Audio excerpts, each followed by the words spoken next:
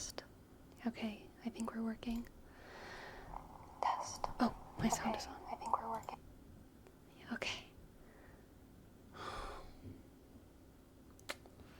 Man, y'all. That's rough. What a rough start.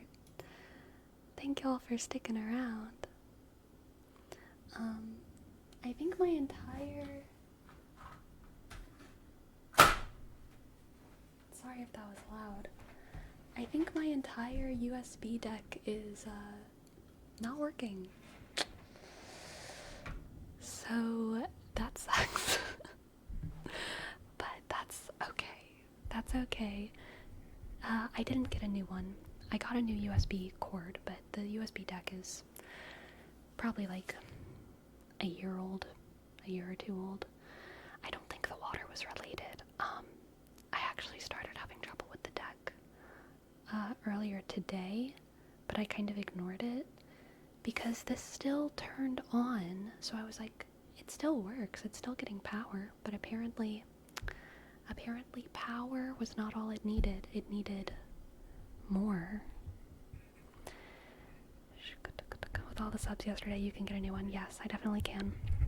I guess it's probably more than 1 year. I mean, I think I got the USB deck whenever I first started streaming, so like, maybe like a year and a half or something. Or, I guess 2 years. Try testing it with more calm after the stream. I don't think it works. Because I was having trouble with it earlier today, and I was kind of like going down the different USB ports, and I realized that most of them didn't work, but I still had 2 of them that worked, and so those were the ones that I plugged my mic into. My mic and my mouse, so those were the 2 things that I just had to switch. So if those don't work, then, you know, I just don't think it's working. Oscar, thank you for gifting 2 subs. Thank you, Oscar. O-S-C-A-F, click, 3, shook, 6, 7. Thank you. Yeah, earlier today it stopped working when I plugged my camera in, which was around, I usually start plugging everything in like an hour before streams when I start getting ready. So I plugged in my camera, and I actually had like a big error that was like USB requires more power than whatever can handle it. So it like kind of fritzed out, and then I was just like, oh, that's spooky. So then I plugged my camera into another USB port on my computer, and that worked. But yeah, I think the deck is done. The USB hub is done. But that's okay. Sleepy, why do you unplug everything?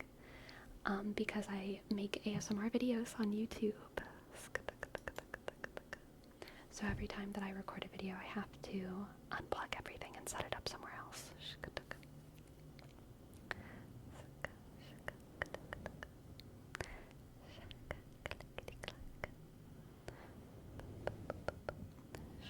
If it can't provide the right amount of power, it will mess things up, yeah. Thoughts on the accident in Baltimore? Wild. Did y'all see that bridge? Did y'all see that bridge fall? That was crazy.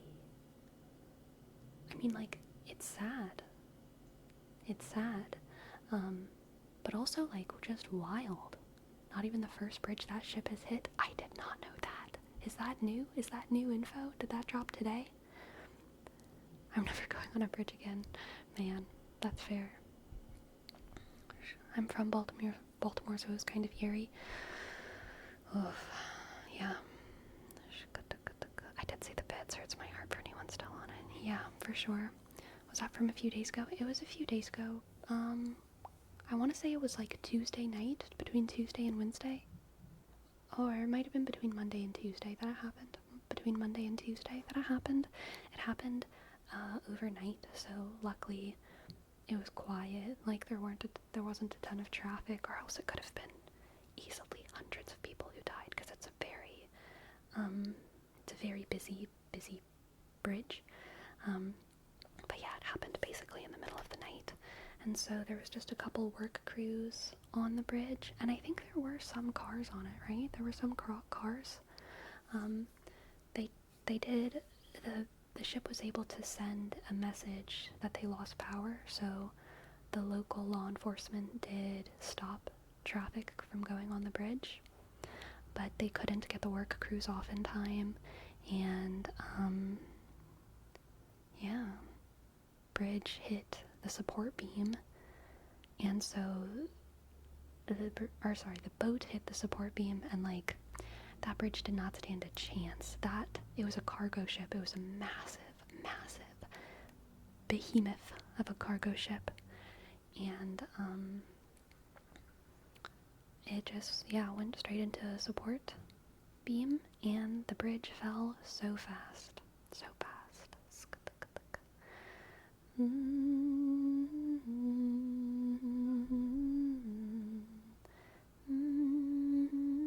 How did it happen? How could a ship accidentally hit a bridge?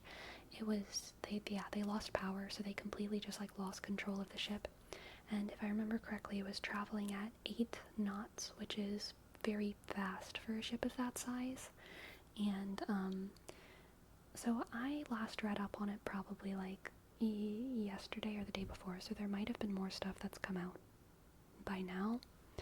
But to stop a ship of that size and momentum, you need to be throwing down anchors, and like without power, you need to be throwing stuff down like a mile ahead, you know. And they did not have enough time, and so it just went straight into the support beam, and that was it. 95 tons at 7 to 8 knots and no control. Yes, the video is just like crazy, seeing that bridge fall so fast. Yeah.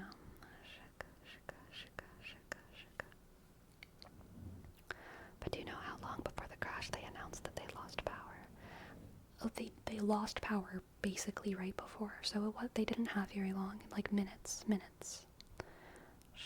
Like, honestly, I think it's like surprising that law enforcement was able to like kind of barricade the bridge so quickly, because from what I understand, I mean, it was minutes before.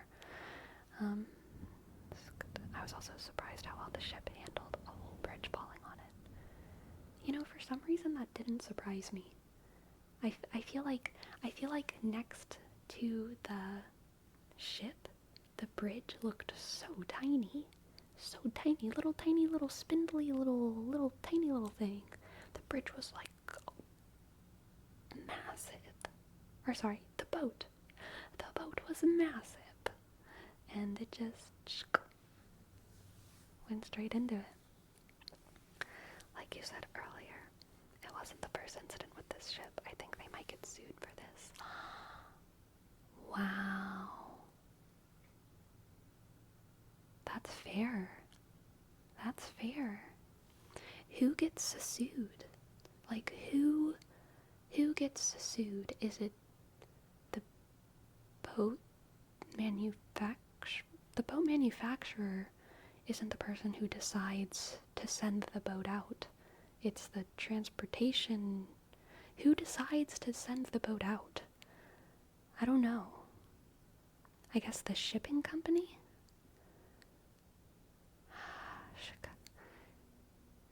Yeah, I guess that makes sense. I'm pretty sure it's a shipping company from the Philippines, if I remember. Law expert here just came in. Can you describe the situation? Who gets sued in the Baltimore bridge situation?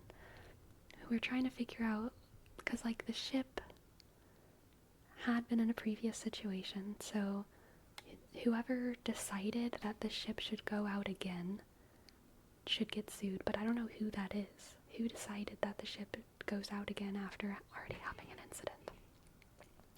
It's a Singapore shipping company. Okay, so then that's pretty clear. They get sued.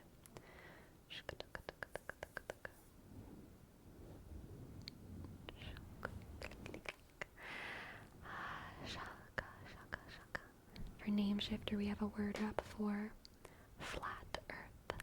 Flat as a pancake, pancake earth, flat earth. Pancake-u, pancake-u, pancake-u, pancake-u earth. Shuk. Flat earth, flat earth, flat earth. Flat earth. Are we talking about the bridge thing? Yes, we are talking about the bridge thing. Welcome in, Elephant Nut. Nice to see you. Shuk. The ship defense should revolve around it being a freak accident, and that they had done their reviews before it started. Yeah, clearly. Accidents have percentage of liability. The operators are a certain percent responsible, and the manufacturer is a certain percent responsible. Both will be paying out to the city of Baltimore. And Game Levi, thank you so much. That makes so much sense, and I love it. What's interesting is that they will both be paying out to the city of Baltimore, but the federal government, according to praise his name, Biden, is the federal money is paying for all of it. The federal government is paying for the repairs of the bridge, from what I understand. So Baltimore just gets to get a tip. City of Baltimore just gets to, I don't know, make a new park. Maybe make a, what do you call it? Not a monument. What's a sad monument? What's a sad monument? Flat Earth, flat Earth, flat Earth, flat Earth. A memorial. Thank you, Prime Token. Thank you. Prime Token always knows the words I need.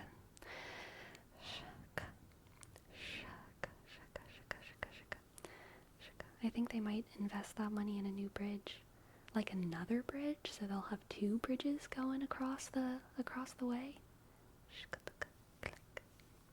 Flat Earth. Is your arm doing better? Arm update. So yesterday I recorded that video, and I think during that video I used my arm way too much, because this morning my arm was like in more pain than it was yesterday. Now it doesn't feel as bad, but I also did laundry today, which was like way harder than I expected. So honestly, I am feeling a little bit sore, and I feel like I probably shouldn't have done as much stuff with my arm during the video that I recorded last night, but it was a really fun video to record, and so I'm okay with it. But there's some new developments on my bruise. So y'all saw it a couple nights. I have new dark spots. Like, this is new, and so is this. Those are like, they weren't really there the other day. So like, I don't know what's happening with that. But I'm healing. I'm healing colorfully.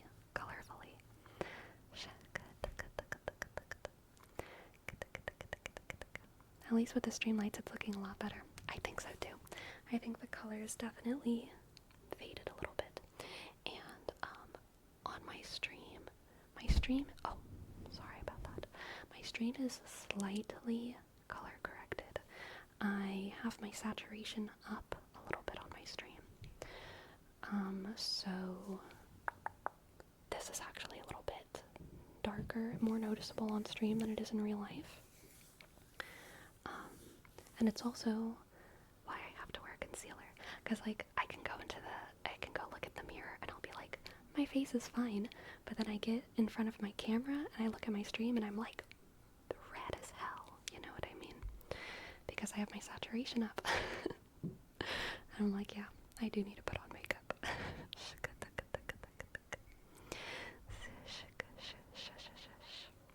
Not gonna lie, I was worried watching the video because you were leaning so much onto your arm.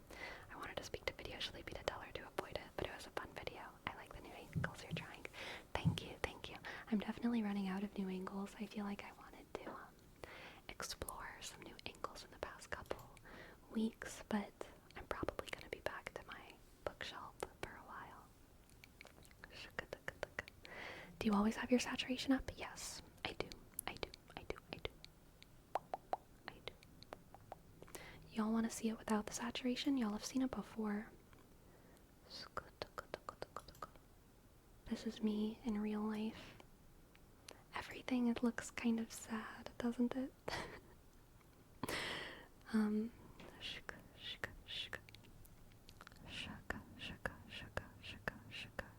a little yellow. Yeah, my lighting in here is very yellow. So I prefer this. It kind of cozies things up a bit. I'm watching this and playing bass at the same time. Very nice, Zerbond. Very nice, very nice.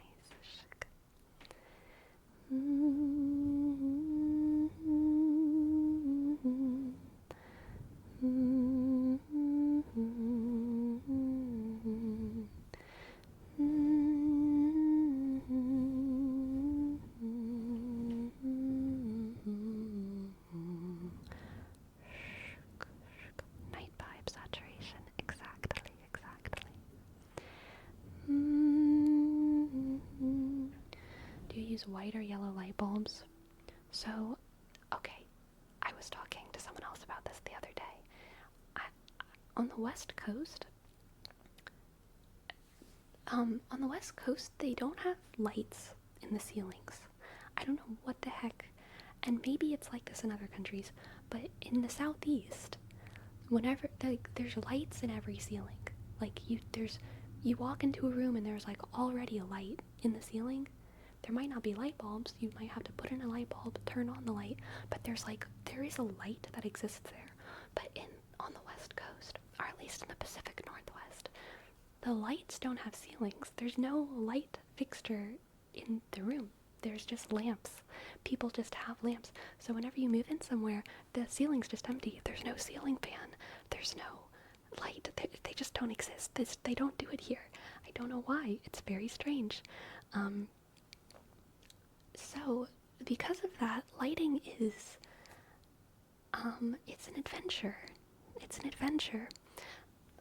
My kitchen is in that direction. My kitchen does have a light in the ceiling, but it's not a normal light. It looks pretty bad. It looks like an industrial light. I almost wish it didn't have a light, but it's a white light, and it's like long. It's like long. It looks like a hospital light, like it's fluorescent, and I don't like it. Very unflattering. And then I have a lamp that is white, and then I have my ring light, which is kind of yellow right now. This is like fluorescent. This is white, and this is yellow, which is where I like it. And then I have my sunset lamp right here, which is very yellow, hyper yellow. And I have my fairy lights, of course, which are yellow.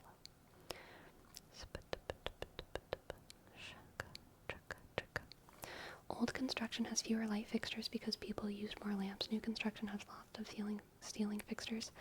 You know, I think that makes sense, but I also don't know if that answers my questions, because a lot of buildings in the Southeast are much older than buildings on the West.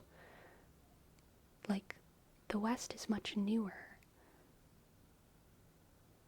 So I feel like the newer construction then, but like, because this is newer, but it doesn't have lamps. But I also understand what you're saying, and it makes sense.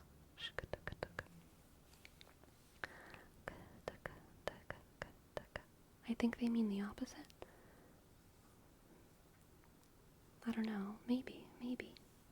For small crock, we have a word wrap for clickety-clack, clickety-clack, clickety-clack, clickety-clack, clickety-clack, clickety-clack, clickety-clack, clickety-clack, clickety-clack. How do you wake up? Natural light? Oh, it depends. No, not natural light. I sleep with my curtains closed because I have a massive light right outside my window, and I have a strong dislike for that light because it is bright enough that my curtains, like, these are my curtains right here above my bed, right here, and there's this massive light outside of there. And when my curtains are closed, it's not too big of an issue. But in the middle of the night, my cat likes to jump up and sit in the windowsill. So she will move the curtains, and then that obnoxious light will come in. So, no, I don't wake up from natural light. Well, it depends on the day. Like, sometimes I wake up pretty naturally after, like, 8 to 9 hours. 7 to 9 hours, depending on what I've done in the week. I wake up naturally. So, like, if I get to bed at a good time, I'll just wake up. But if I don't get to sleep on time and I do want to wake up at a specific time, then I'll set an alarm.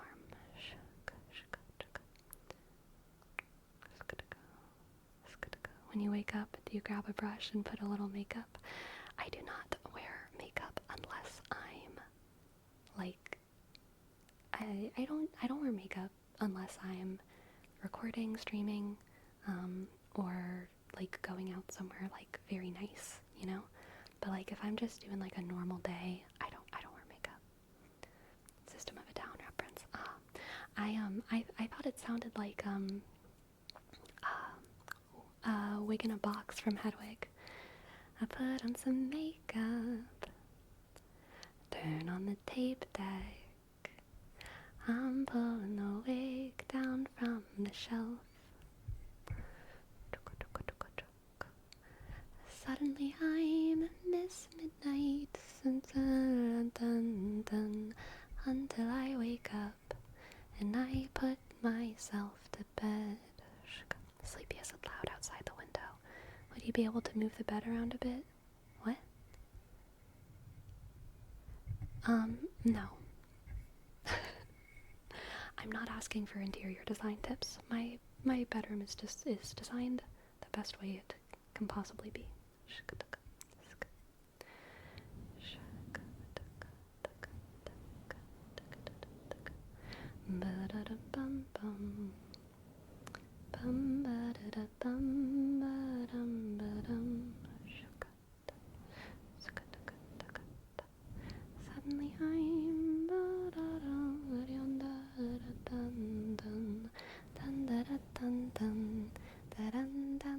Suddenly I'm clickety clack, clickety clack. The genetic opera. I don't think I like the genetic opera. If I'm thinking of what you're thinking of, I don't like that. I don't like that movie. Clickety clack, clickety clack, clickety clack. Rebo the Genetic Opera. Yep. Okay, I am thinking of that movie. I don't like that movie.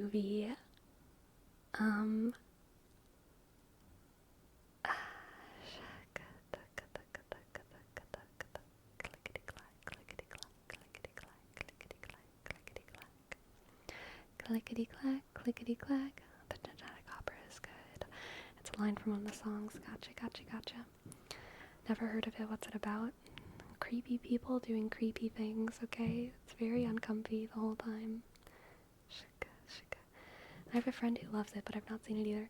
It's like, okay, it has value. It's very artistic and interesting.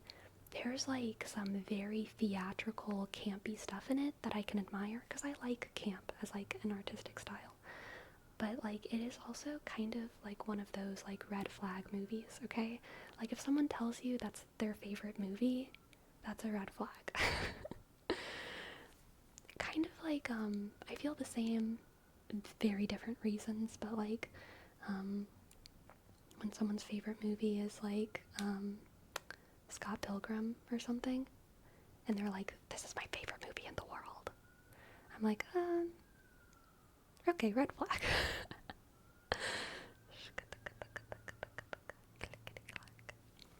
Are we talking mildly creepy or like Human Centipede creepy? Not Human Centipede creepy, because it's not a horror movie. It's uncomfy in a lot of scenes. It's uncomfy. Like, I don't know how to describe it.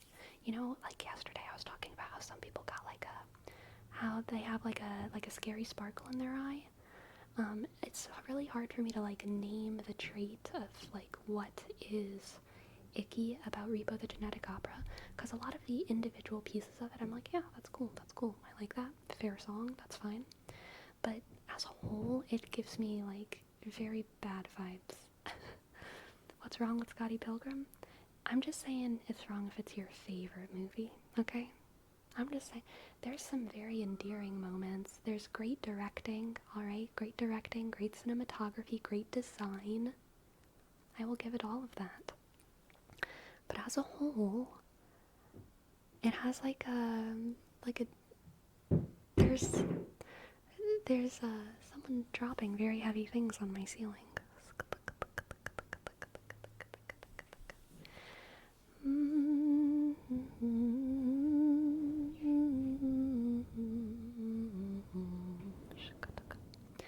What if someone says a Requiem for a Dream? People are asking about movies that I have no idea, because I haven't seen them. So I feel the same about, yeah, I don't know Last Samurai, I don't know Requiem for a Dream, so I don't know. I'm sorry. I don't know. Maybe it's a red flag. I'll know once that person shows me the movie, okay? Yeah, there's something about, oh, isolated matrix. Perfect way of saying it. There's something Scott Pilgrim feels that feels a bit off, like what people should feel when they watch You. Yes. Upvote.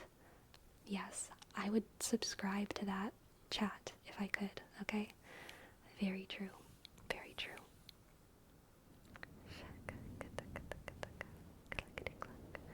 What about The Godfather? I don't know. I haven't seen it.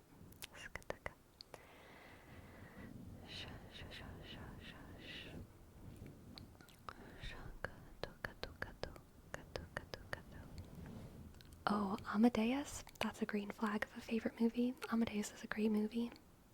That's a good one. I think the fact that a lot of movies that send particular messages get misinterpreted and it's their favorite movie for the wrong reasons. Yeah. Yes, Verome, I do know that Lex Eterna is from Requiem for a Dream, because we used to play Lex Eterna as a marching band stand tune, and it always said underneath it, Lex Eterna from Requiem for a Dream. But I still don't know if it's a red flag or a green flag movie, even though that song is great. Forrest Gump, that's a good one. Forrest Gump is good.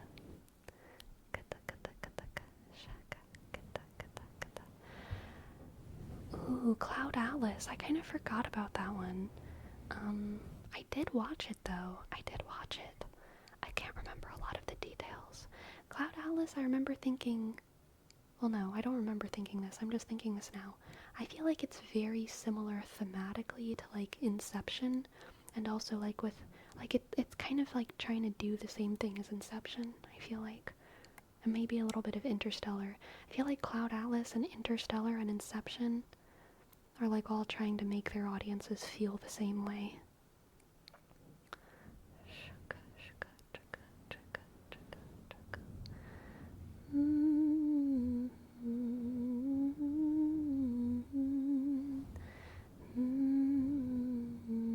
Anyone like the movie 9? You know, I've only ever seen it once, and I don't remember a lot of it, to be honest. But I do remember it being like very unique and kind of endearing.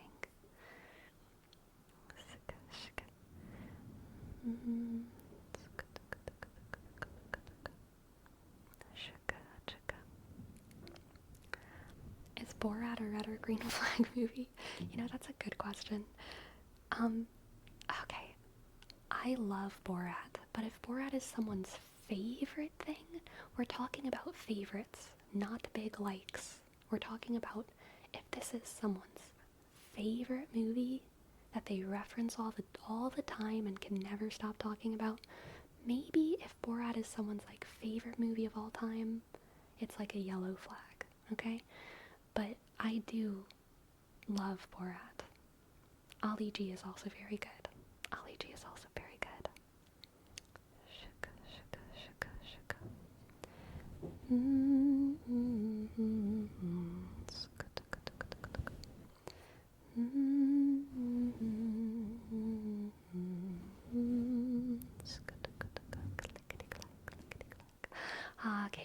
Serbia, thank you for your word wrap up. Serendipity, to cancel out the bad luck. Thank you. Serendipity, serendipity. I'm glad that I'm not streaming again until Sunday because I wanted to have my new USB hub before I stream again, because the way my wires are right now is like honestly not sustainable. It's a tangled mess waiting to happen. Serendipity, serendipity. And also, oh gosh, there's so much wrong with my USB organization right now. Serendipity. Serendipity. Did you ever play Red Dead? No. I've watched a streamer play Red Dead, but not for like a super extended period of time. I'm familiar with the vibes, but I haven't actually played it.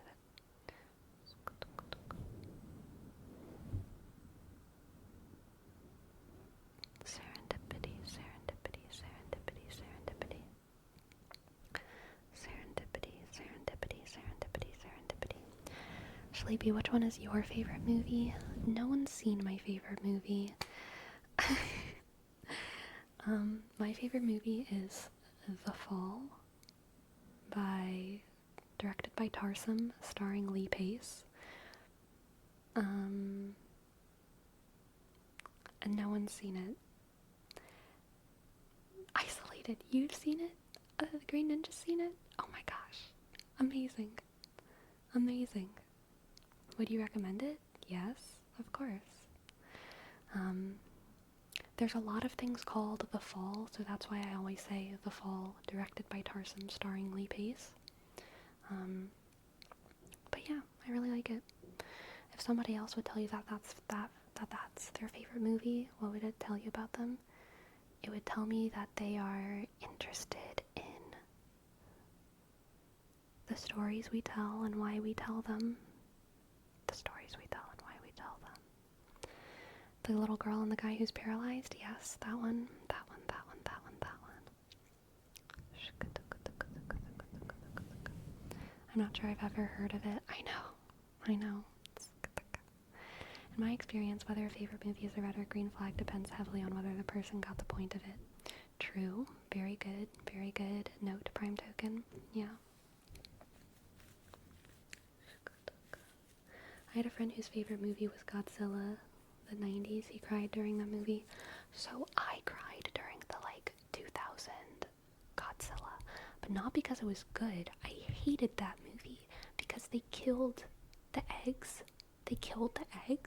And the mom got really sad, and I was a little kid and I saw it in the movie theater, and it made me so sad and angry that I cried, and I never watched it again because I hated it. I hated it. That's exactly why he cried. I gotta meet this person, okay? Where are you at? Except it's my least favorite movie. I think Godzilla is my least favorite movie, and I hate it. So maybe we would fight. We would fight because we had the same reaction to something.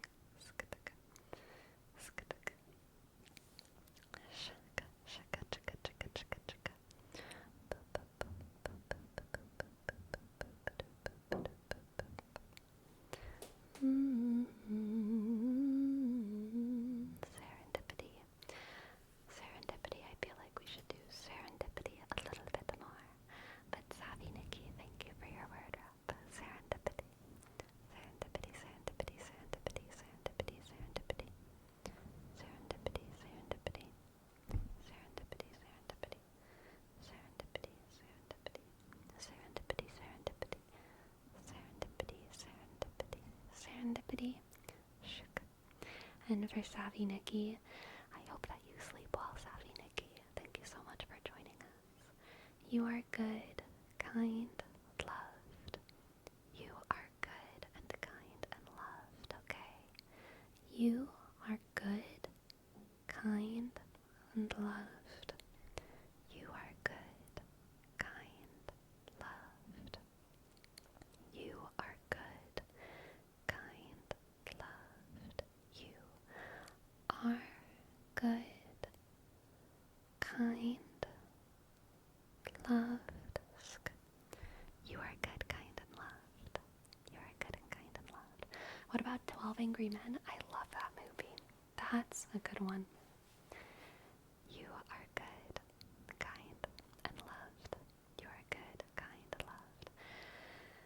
Man, I feel like there's a lot of old movies that are so good, and it's so easy to have the attitude of like, damn, they just made movies better back then. But they made so much trash back then, okay? They made so much trash back then. And they do make a lot of good movies now. They do. But I do really like that kind of old school Hollywood style acting. I really do enjoy the transatlantic accent and the like soft blur on like the attractive characters and just the style of all of it. I do enjoy that.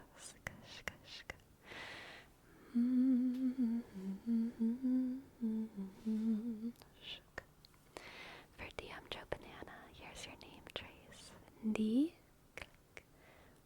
M J L E B A N A N A Damn Joe Banana.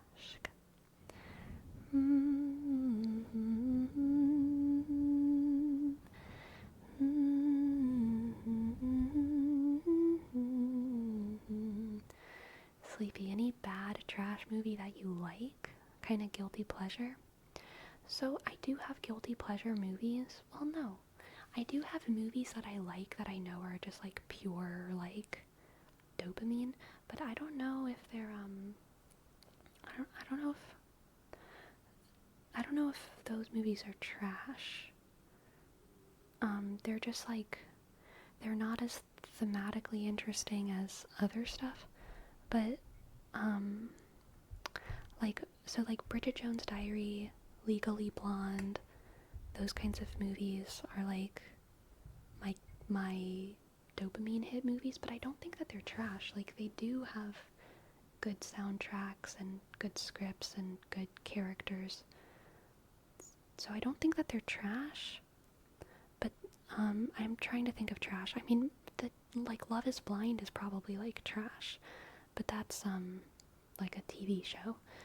I think a lot of like trash movies I don't like. Like I don't really enjoy them. So, but I'm trying to think of maybe if there's any that I do.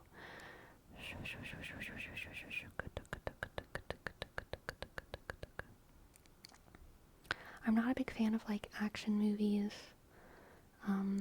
or like Marvel or anything like that, superhero stuff, which can sometimes be trashy. Not always, but like, I'm not a big. There's not a lot of like. I very very rarely like comedy almost at all, which I love laughing and I like comedy, but like most comedy I don't like. I like the concept of comedy, but it's very hard for me to find comedy that I like. And almost every like purely comedy movie, like especially like buddy comedies or like guy comedies, like I can't watch them. They like almost like gross me out. Like I don't know. I can't enjoy them. Sleepy, didn't you just say you like Borat? I do. That is an exception. That is an exception. And like Bridget Jones' Diary is like technically a comedy as well, but it's like a romantic comedy. I do like romantic comedies. Although there's a lot of romantic comedies I don't like either. They're too trashy. But most comedy movies, like pure comedy, I do not like, and that applies to cartoons as well. Like, I don't really like comedy cartoons.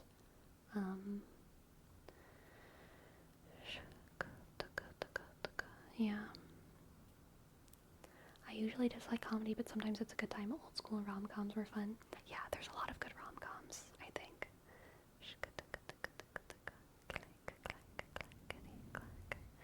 I like the idea of jokes, exactly.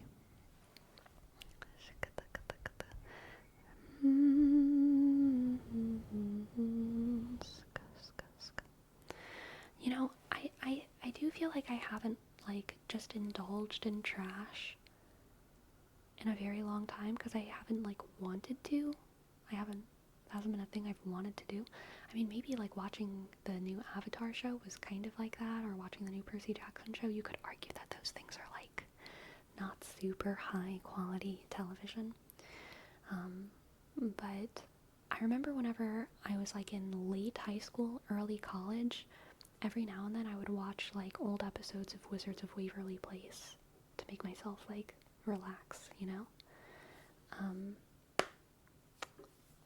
That's probably the most recent thing I can think about as far as, like, enjoying trash stuff. But I haven't really done anything like that in a pretty long time.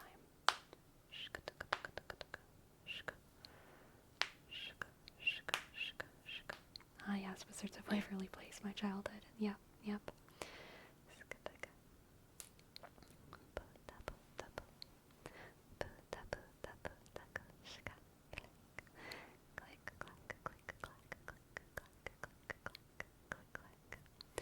Click, clack, click, clack. Click, clack, click, clack. Do y'all, here's a question. Question for the chat. Do y'all think it's possible to write characters who are more introspective than you as an author, as a book author? Do you think it's possible to write characters who are more introspective, not smarter? Smarter is easy, but more introspective than you are. Yeah? I think so too. I think so too, specifically because of J.K. Rowling. I was thinking about J.K. Rowling earlier, and I was like, she's dumber than all her characters, except the dumb ones.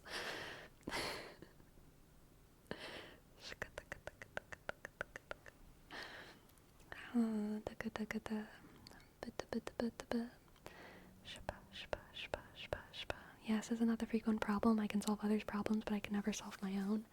Yeah, I guess so. Yeah, I think it's an exercise in slowing yourself down and really delving deep to find more for that character. Yeah. JK's not a good author. Come fight me.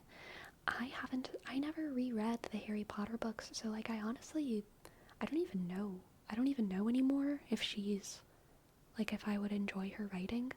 I don't care too much to reread them. But, either way, regardless of, like, the quality of her writing, I do think that her characters, like, especially, like, her main characters, are, like, smarter than her. You know? Which is very interesting. More introspective, more wise than her.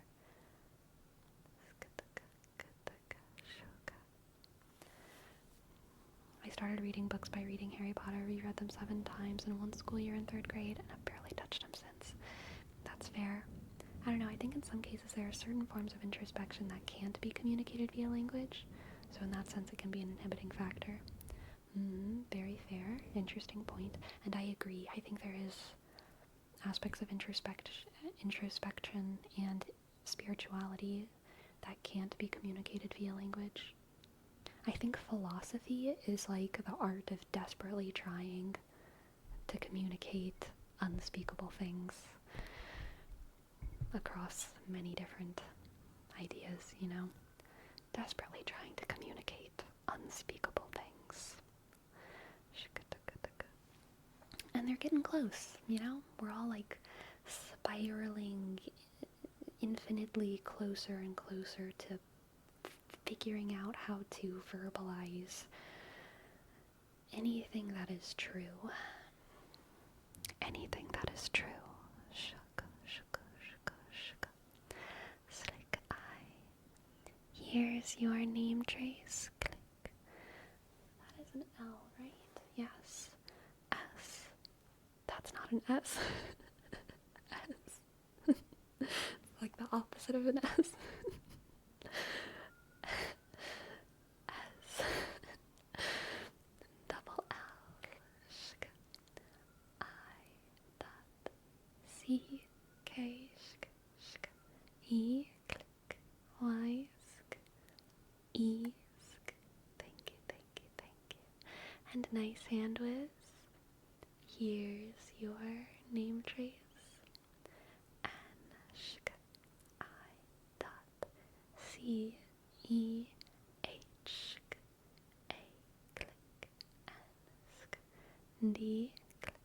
W-I dot Z.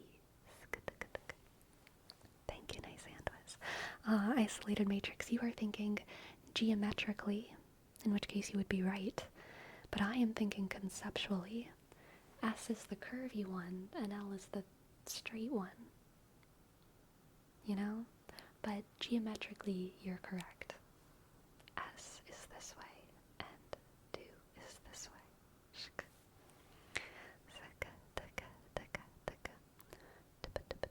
way. Z would fulfill both. Ah, oh. Damn, elephant nut. You've blown us both out of the water. You're the most correct. Z would fulfill both. You know what dynamic I didn't appreciate from her? Hermione's eco-activism subplot, which seemed to be dismissed by various characters throughout the story. I remember being so frustrated about that. I don't know if J.K. Rowling intended to portray her activism as misguided or if she subconsciously proved it right. I know. I was waiting, because when did Spew start? Spew started, I think, in the 4th book, which was like a little activism organization that Hermione started to free the house elves. And I was waiting during the books for the other characters to realize they were wrong for teasing her about that, for teasing Hermione about that. For them to have like a character arc where they learned that Hermione was like smart and correct.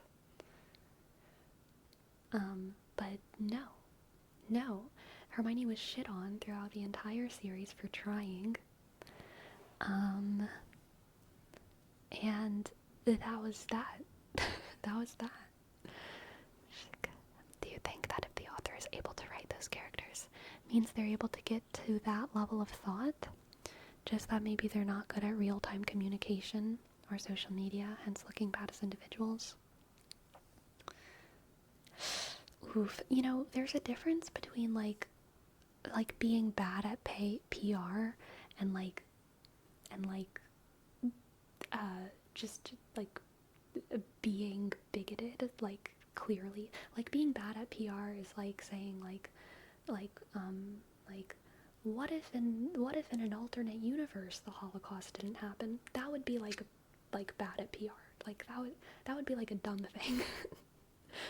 But like, I mean, maybe not. There would have to be context around it, because that could be like a hopeful statement. But like that's like saying something clumsy, or like, well, what if in an alternate universe, like not all people deserved healthcare? Like that would be like being bad at PR. But like you're just proposing an idea. But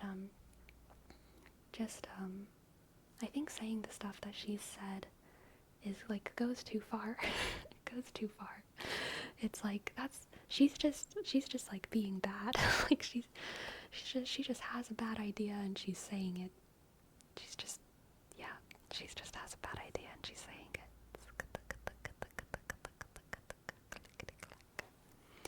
Swords Master, thank you. Thank you for your sub. Thank you for your sub. Thank you so much.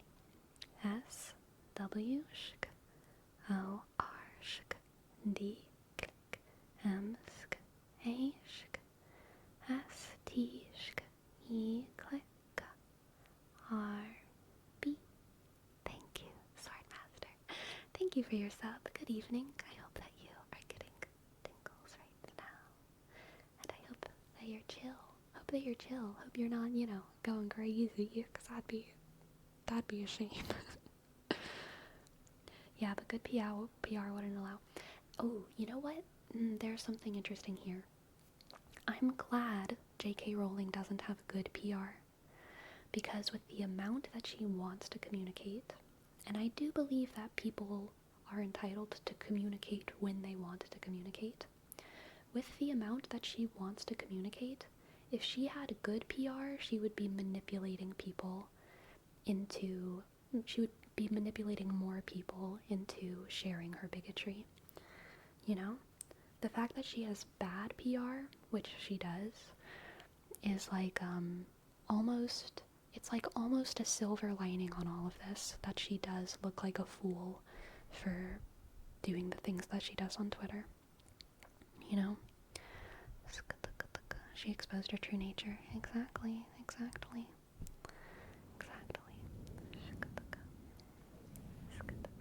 My fiance and I are in the process of moving. Oh, that's so exciting. I wish you and your fiance so much prosperity and joy. And I wish you the most de-stressful evening that you can get, okay? Relax.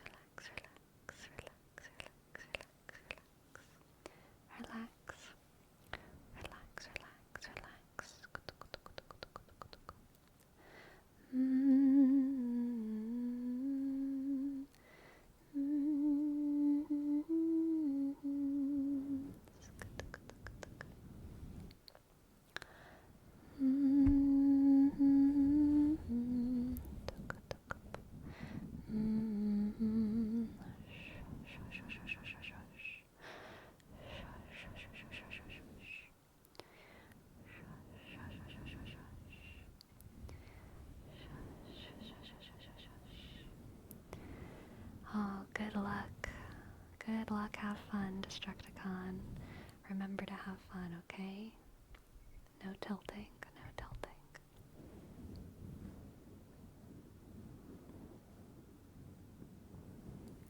Thank you, Destructicon. Thank you. Happy Holy Thursday, everyone. Happy Holy Thursday.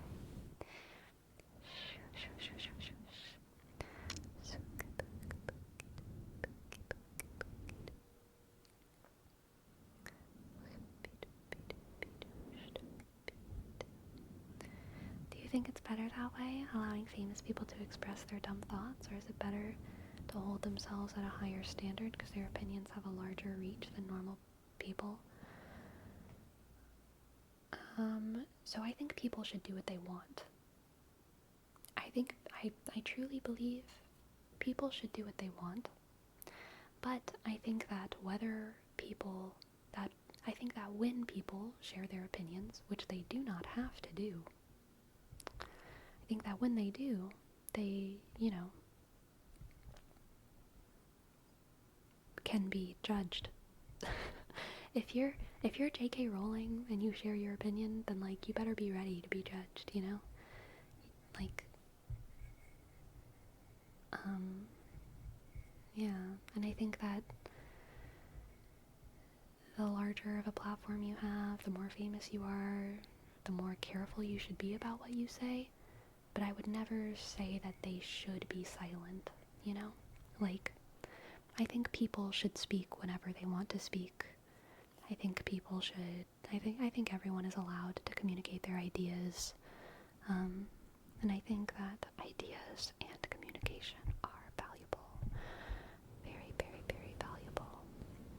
Either way, there will be consequences. Yeah.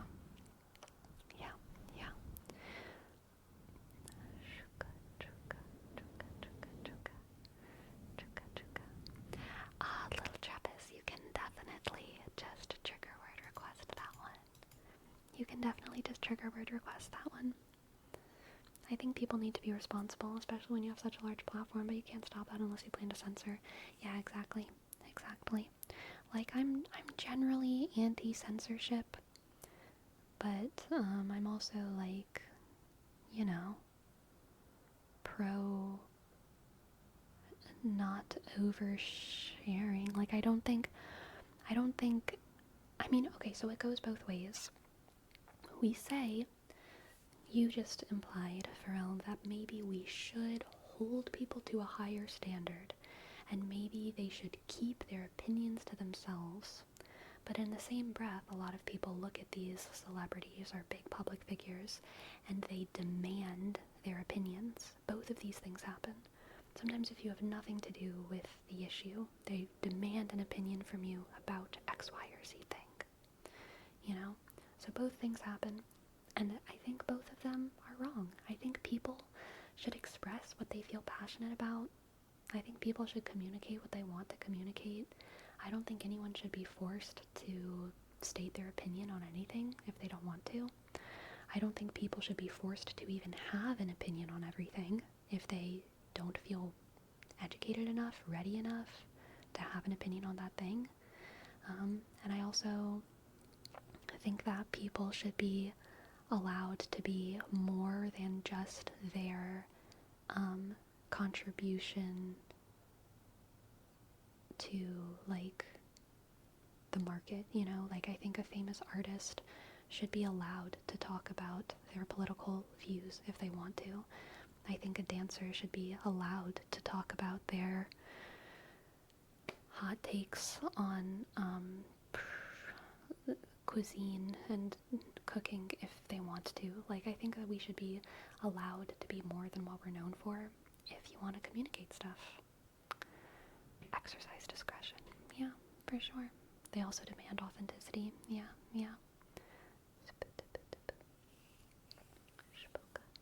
For little Trappist, we have how much wood would a woodchuck chuck the woodchuck could chuck wood? How much wood would a woodchuck chuck the woodchuck could chuck wood? How much wood would a woodchuck chuck the woodchuck could chuck wood? How much wood would a woodchuck chuck the woodchuck could chuck wood? How much wood would a woodchuck chuck the woodchuck could chuck wood? How much wood would a woodchuck chuck if the woodchuck could chuck wood? How much wood would a woodchuck chuck if a woodchuck could chuck wood? How much wood would a woodchuck chuck if woodchuck could chuck wood? How much wood would a woodchuck chuck a woodchuck if a woodchuck a woodchuck would? How much wood would a woodchuck chuck if a woodchuck could chuck wood? Wood, wood, wood. How much chuck chuck chuck chuck chuck chuck chuck chuck chuck chuck chuck? How much wood would a woodchuck chuck if a woodchuck could chuck wood? How much wood would a woodchuck chuck if a woodchuck could chuck wood? People should be aware of their reach and be responsible with it. What do you think? I do think people should be aware of their reach and be responsible with it, but I think that we are in an era where being aware of your reach is not as easy as it used to be. Numbers on a screen feel very different from like a stadium full of people. So I think like we need to have a little bit of grace for whenever social media influencers are like tweeting from their like sleepy bed and they say something dumb, because they might be like intellectually aware of their reach, but they might in a moment of weakness forget about it. So I'm not saying we need to like always like repeatedly like forgive people who keep doing bad stuff, but I do think we should have grace. I do think we should have grace for social media influencers who have lapses in judgment. And I think that we need to always have a path of redemption for people. I'm not a big fan of like punitive justice, and even though I am a fan of saying like, hey, this is wrong, and like, you need to like never do this again, I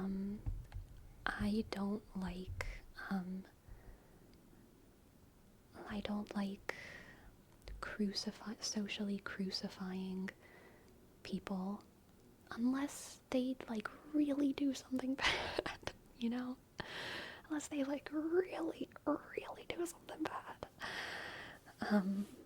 And like even a lot of forms of prejudice are very, very bad, and I think that we need to encourage people who are obviously prejudiced to like learn and grow.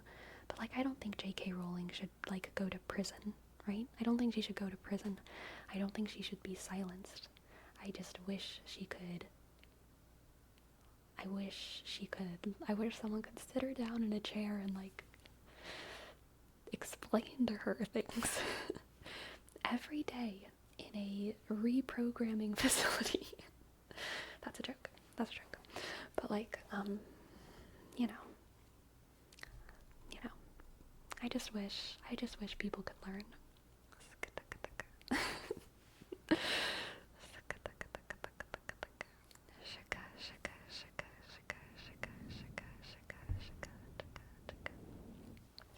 people can just run with things more now too with how fast information moves. Yeah, exactly. Exactly. I don't know if she'd be willing to listen. Yeah.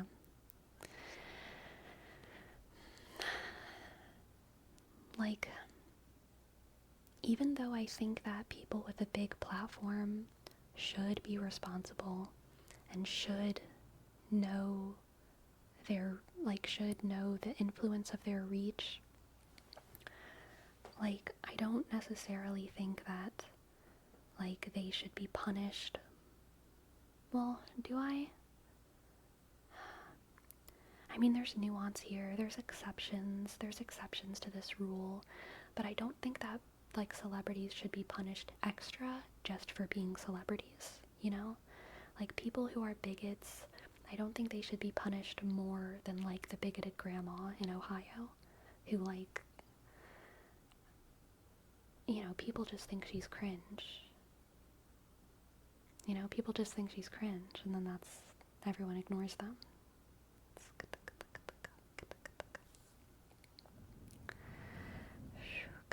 Okay, Sinchobe, thank you so much for your little dono. Thank you. I would love to give you a tarot reading. Never too busy.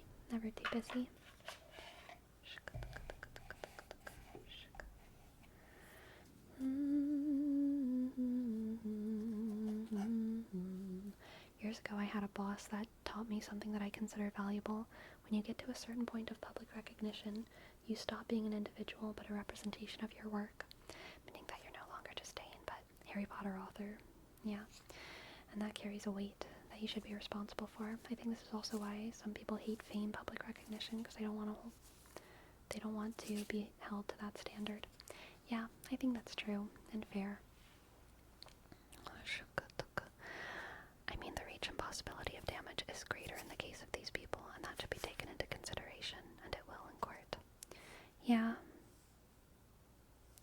Yeah, I mean, there's a difference between, like, calling for action. Any calls for action, whenever you have a platform of that size, definitely your reach needs to be taken into consideration. But, like, and also, like, disguised calls for action need to be taken into account when you have a reach that big.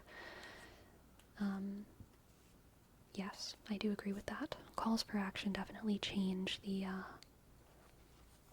landscape there. Radio Proco, thank you for your sub. Arsk, a click, disk, I dot, o, fsk, arsk, o, g, click, o, w. Thank you, radio. It's also an issue of people over or underestimating how intelligent the general public is. For instance, why does it matter if celebrity express prejudice unless you assume that people will accept your views? Yeah, for sure. So the way I see it, you either have to assume people are likely to blindly absorb it like a sponge, or they will think critically and accept it or reject it based on their own beliefs. Yes. I think another part of the issue is that people have parasocial relationships with, like, all celebrities. So another part of, like, the rage whenever people who are famous have disagreeable views, it's people aren't thinking about the effect of those views always. They're just, like, surprised and outraged that the view is different from what they expected it to be. You know? They're just like, or they feel excited that the view is the same as what they expected it to be. You know what I mean? Radio Frog. Radio Frog. Thank you for gifting us up. Arshk. A-D. Click. I-top. O-F-shk. Arshk. O-G. Shoop. O-K. W. Thank you. Okay. Now let's see what the cards have for Sinchobe.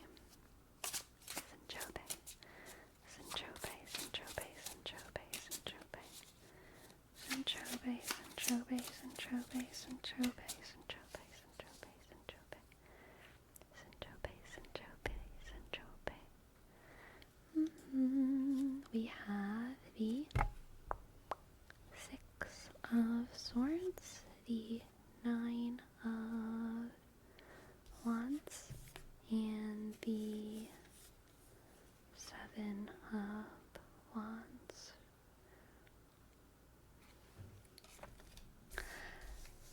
Oh, a breakthrough is coming. A breakthrough is coming, Synchope. A breakthrough is coming in your, I feel like in your, in your bravery. I don't know how to describe that. And like what you're willing to do. Your outgoingness. That's what I wanted. Outgoingness. A breakthrough is coming in how outgoing you aren't. I think that it's not necessarily that you're like not an outgoing person, but I think that you have a lot of kind of boundaries and walls, and very soon you're going to venture a little bit out of your comfort zone and have so much success and joy that it's going to like kind of break down those normal walls and those normal boundaries and make your kind of bubble of acceptable, casual things that you do expand. You know what I mean? You know what I mean? Your whatever your normal is going to expand just slightly, just slightly. All right. Next we have the Ten of Pentacles and the Knight of Cups. This personal boundary breaking is going to bring you into contact with some wonderful people, Synchope, with some wonderful, wonderful people. And I think it's going to, I need to clear my throat. Just a sec.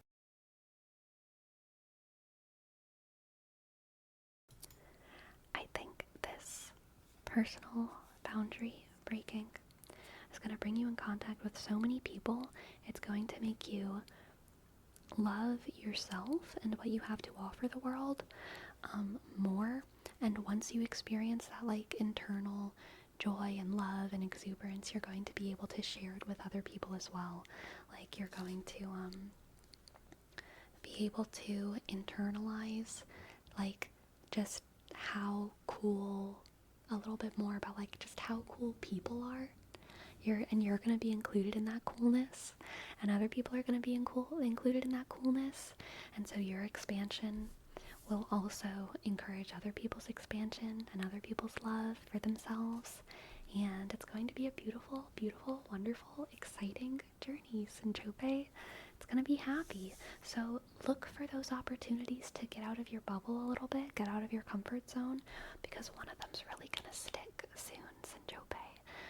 Your bubble of normal is going to expand, and it's going to be exciting. This is suspiciously relevant.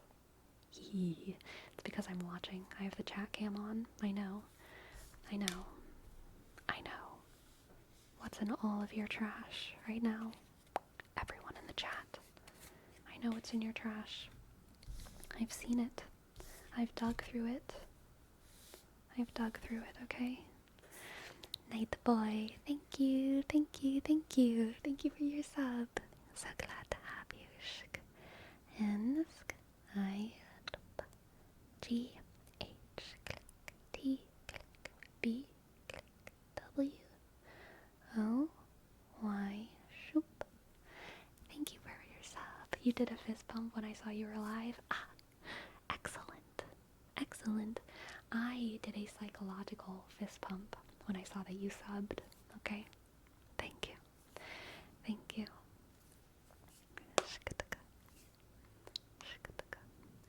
When I worked in politics, that was my role, fighting with the political guy for him to not say something dumb.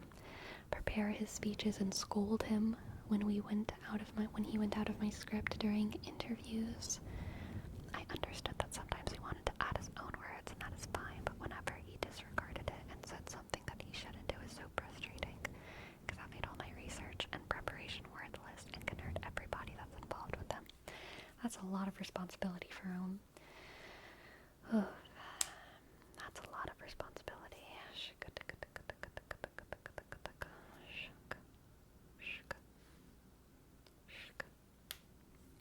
In JK's case, if she's allowed to go wild with her thoughts, she may also hurt the bottom line of everyone that makes a living off her work.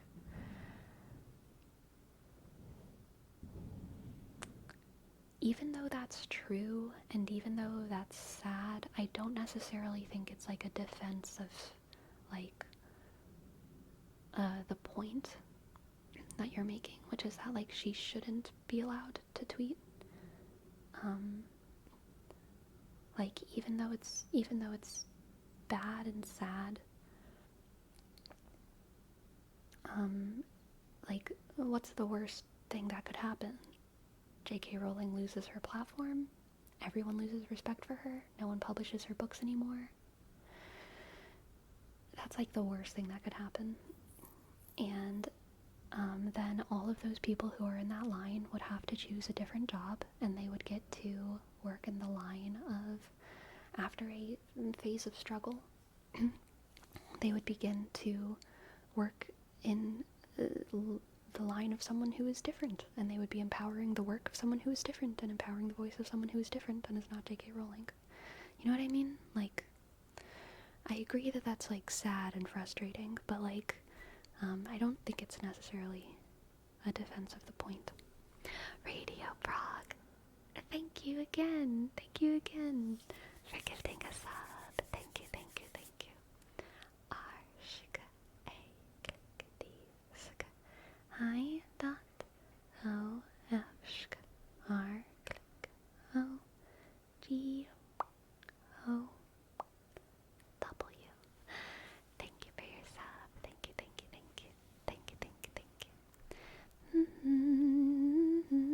And Pyrosocial. Thank you for gifting us up. P click Y sk R shk O S O C I dot A L 1. Thank you. No, that's the worst thing. Do you have any idea how much Harry Potter moves the economy? It's a huge success of the franchise, especially in Asia. I'm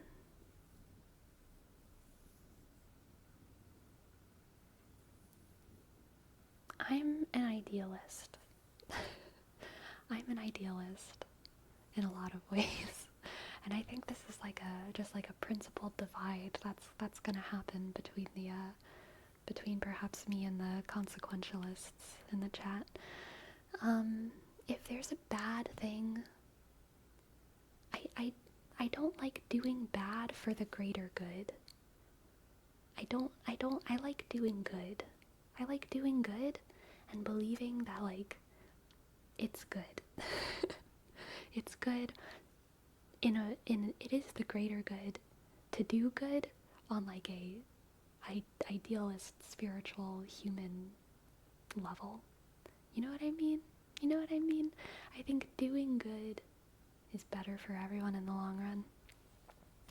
In the longer than long run. So, yeah, that's how I feel. But, like I said, I don't think that J.K. Rowling should be completely deplatformed. I just think she should be, like, fussed at and, like, convinced otherwise. So I don't think she should be completely deplatformed. I don't think Harry Potter should, like, disappear. I think people should enjoy the fantasy that they want to enjoy, blah, blah, blah, blah, blah, all of those things.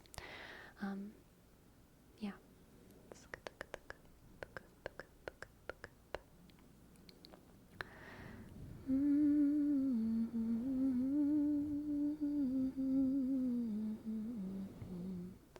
Yeah, but it feels unfair for the people that are just doing their work to depend on someone's whimsies. but to some degree they agreed to it by joining that line of work. Yes. Yes, they did. None of us are safe. None of our jobs are safe. Like, for a million and one reasons. You know, like, there's unfair aspects to all of our jobs. Every single one of us got into this, and most of us knowing that it was unfair because some dumb arbitrary thing might happen. And that is the risk that you take, you know? That's the risk that you take. Yako, here's your name trace. Y, click, A, K, O, 0, 0, 4.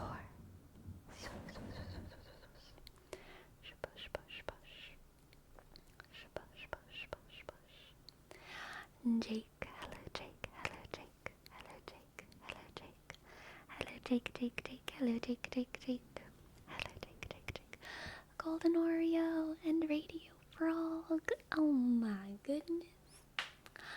Oh my darned heck. Thank y'all so much for gifting subs. Golden Oreo, G, click, O, L, D, E, sh, N, underscore, 0, sh, R, sk, E, O. Thank you.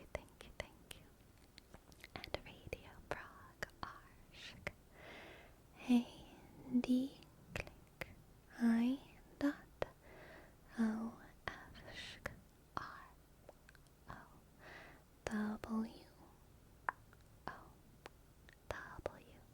Thank you. And Jose, thank you as well. Thank you, Jose. J, click, O, S, E, click, A, sk, N, click, 1, 1, 7. Thank you. And Sproggy. Oh my goodness. Thank you, Sproggy. S, F, R, sk, O, C, K, click, Y, sk, Y, sk. Thank you. Thank you so much. Thank you.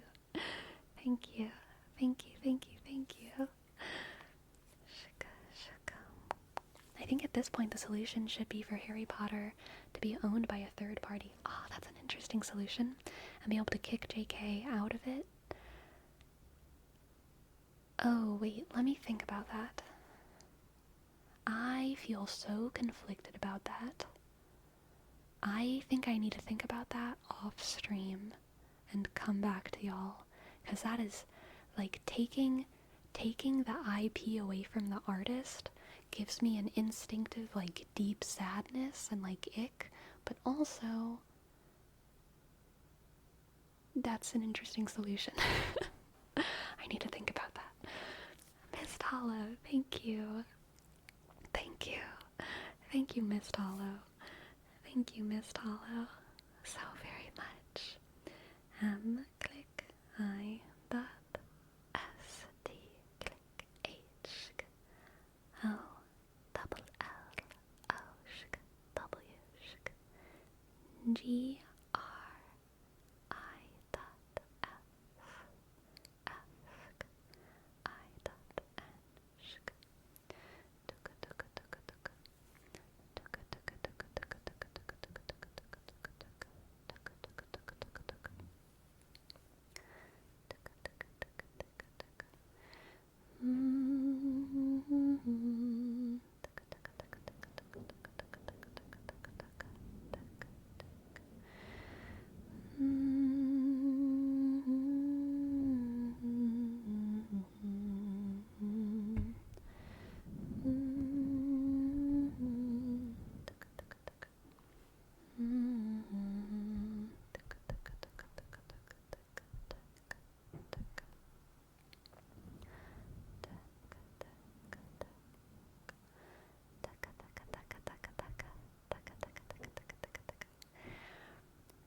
Bunda boom, lika boom, boom ba dum, brinka boom. I don't think Percy Jackson existed before Harry Potter. In my timeline, they did. That's Harry Potter came before Percy Jackson. But I am open to being wrong. I'm open to being wrong. Didn't Percy Jackson really come out first?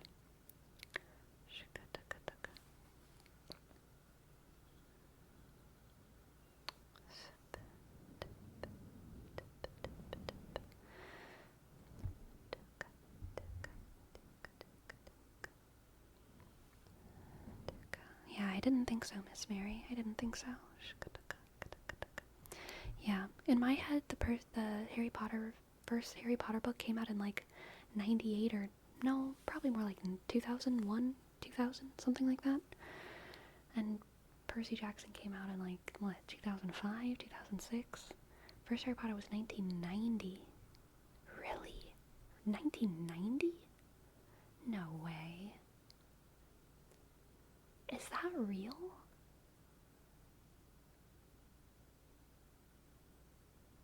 $19.90.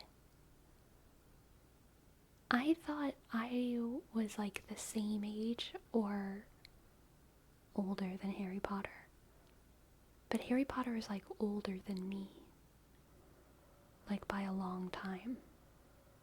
I had no idea.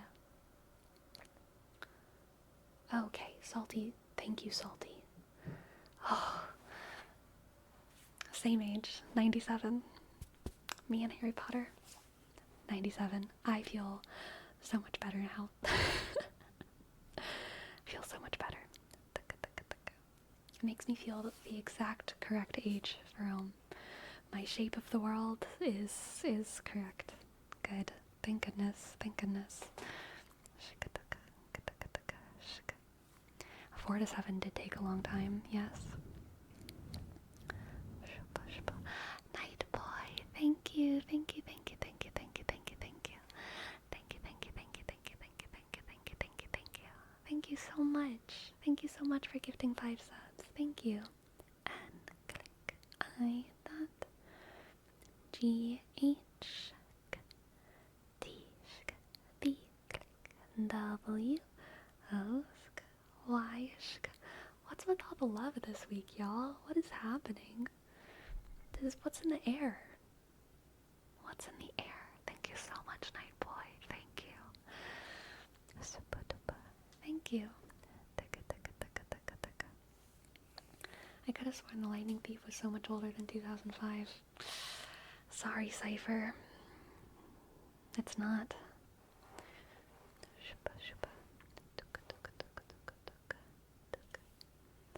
And yes, Hello Kitty, I, broadly speaking, like, agree with you. I think all humans are human, and all humans deserve dignity. All humans deserve dignity. Like, if like, I want to give prisoners like so much more dignity and so many more rights than they have, and they're like, some of them are like murderers. So like, if I want to give them more rights and more dignity, I gotta have a little bit of mercy for J.K. Rowling. But also, J.K. Rowling is very cringe, and I think everyone should recognize that she's cringe. Yes.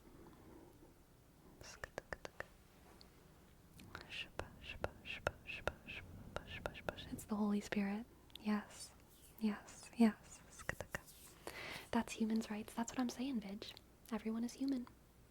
That's what was her name? Hello Kitty? That's what Hello Kitty's saying. Everyone's human and deserves human rights. And human dignity. Which is not something that is legalized. We cannot legalize dignity. But, I think there is a amount of grace and respect that we should afford all humans. And I think that what that looks like is mercy and tough love and charity you know?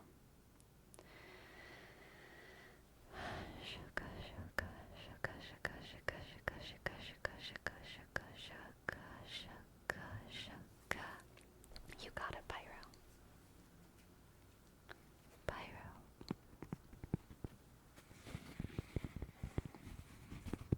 Pyro. Pyro. Pyro. Pyro.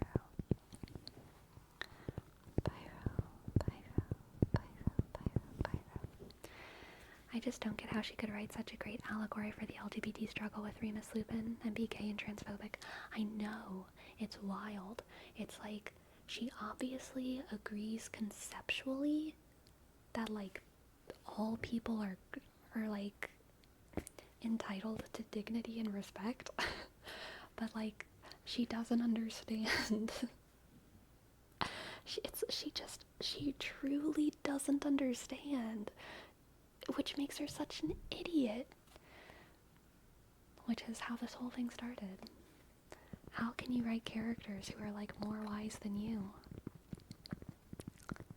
She's not making the final connection. I know, she just can't connect the dots. She can't connect the dots.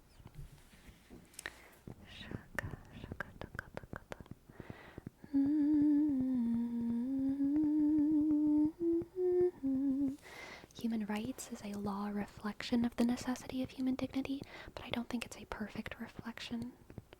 I think it's an attempt, you know? It's an attempt. But, yeah, I agree that that's the goal.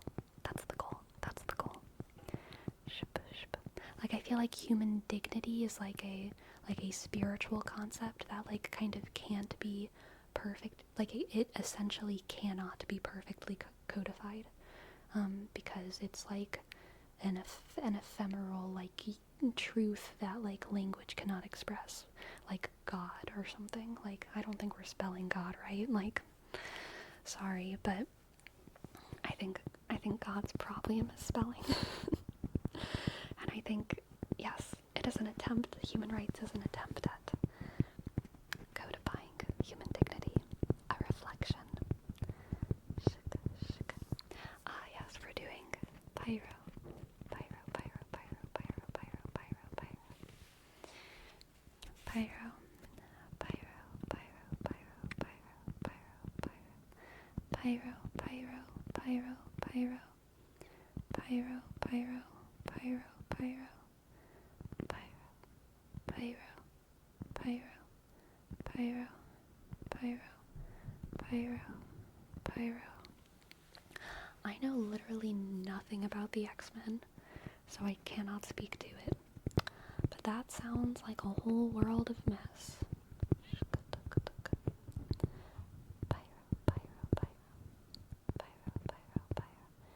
Pyro, Pyro, Pyro, Pyro, Pyro, Pyro, Pyro, Pyro, Pyro, Pyro, Pyro. Yeah, cat team. That is strange. I'm not familiar with that story, but it's something that Barbara Ehrenreich, famous feminist, she kind of did something similar where for like, I think it was like a year, she worked only minimum wage jobs to try and understand the like minimum wage struggle in America. This is a very different issue from like trans issues, but like a similar thing of like someone, in order to understand, they wanted to like do the thing. And she wrote a great book from it. It's an interesting book. But also, it does frustrate me when people can't just like empathize. And this isn't an individual thing. Like, I think probably Barbara herself as an individual probably could empathize, because I don't think she was like dumb. But like, the implication of like, in order to understand this thing, I need to do it and communicate it to other people, because I will communicate what this struggle is like more than all the people who are actually living it, essentially, you know? Like, why can't we just like listen to minimum wage workers? Why can't we just like listen to trans people? Unless, you know, that like apparently what this person, and this is like, people do listen to trans people, but this person was so audacious apparently that they thought that it would be what, trans activism to like transition in order to show what it was like. Like, there's plenty of people who can show what it's like. They're all over. They're all over the place. There's plenty of minimum wage workers who you can interview for books, who can talk about the struggle of what it's like to be a minimum wage worker in America. You don't need to do it. You don't need to do it, you know?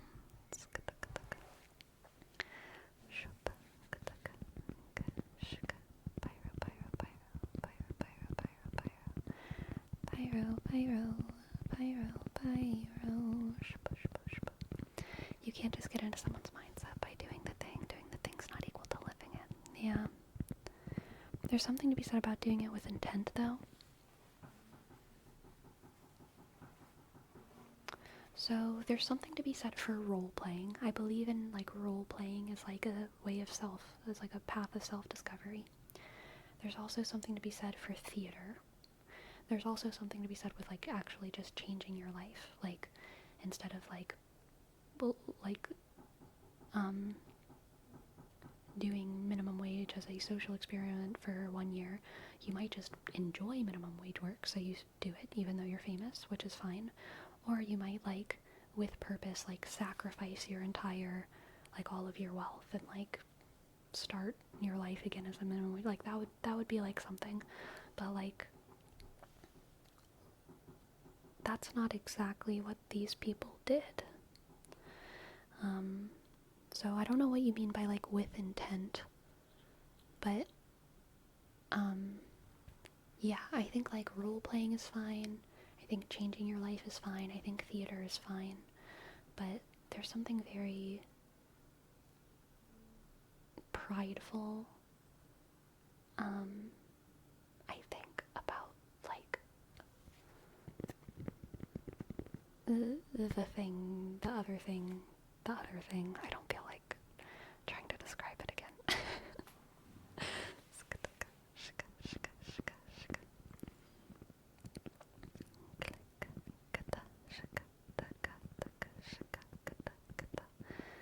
Did we miss gym talk?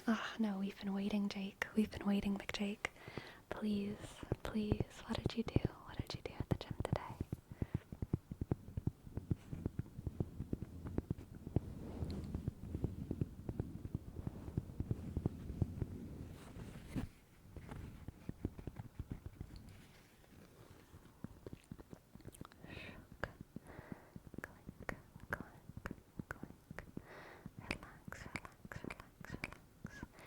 And for stitching, we have stitching.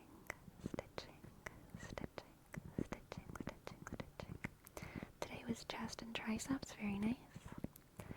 Stitching.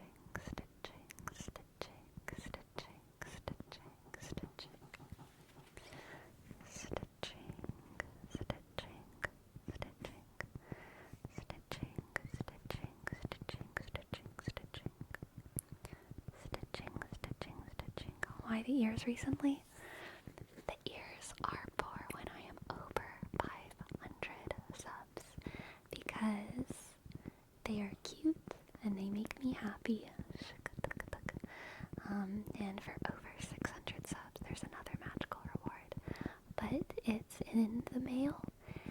It actually arrived today at the post office, but I need to go pick it up, so it'll be here for Sunday's stream if we are over 600.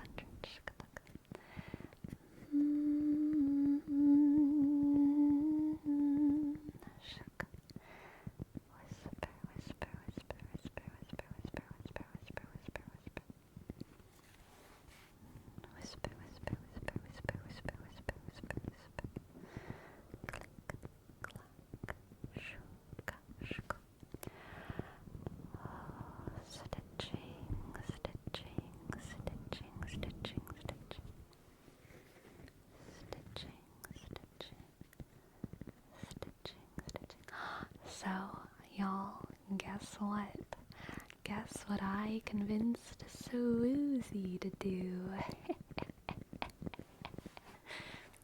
As some of y'all know, on Thursday nights, if I'm streaming, I often raid Swoozy, and we play video games, usually Minecraft. And I've convinced him, yes, CEO, to stream Minecraft in the ASMR category. So we'll be soft speaking tonight as we play, which I am psyched about. Is Swoozy cool? Heck yeah. Heck yeah, he is. Minecraft ASMR. Yes, yes, yes.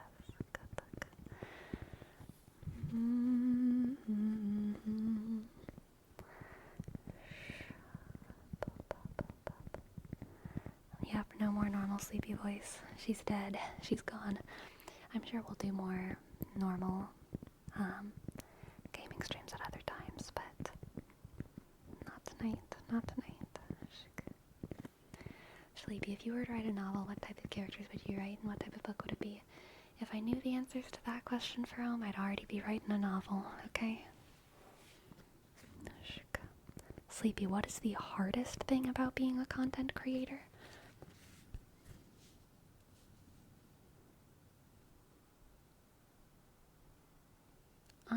Being scared that I'm not doing it right. Like, that's probably the biggest thing. Like, I just don't know if I'm doing it right. Like, what if I'm just not doing it right? What if I'm setting myself up for failure with little choices that I'm making, you know? Like, what if I'm just in free fall and I think that I'm flying, you know? Like, what if I'm just doing something really, really wrong and I don't know it yet? That's probably the scariest thing and the hardest thing for me.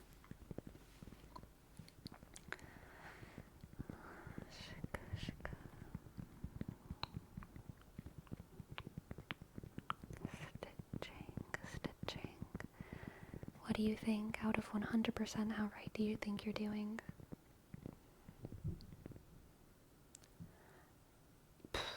40%? I think I'm 40% right. Maybe 50. You know? Honestly, yeah. 60% doubtful? Yeah, I'm 60% doubtful.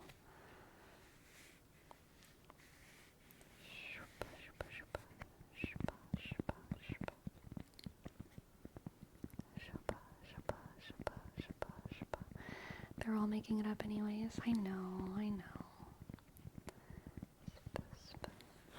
95 is a wild BNB. I don't think that's it. I do not think it's 95.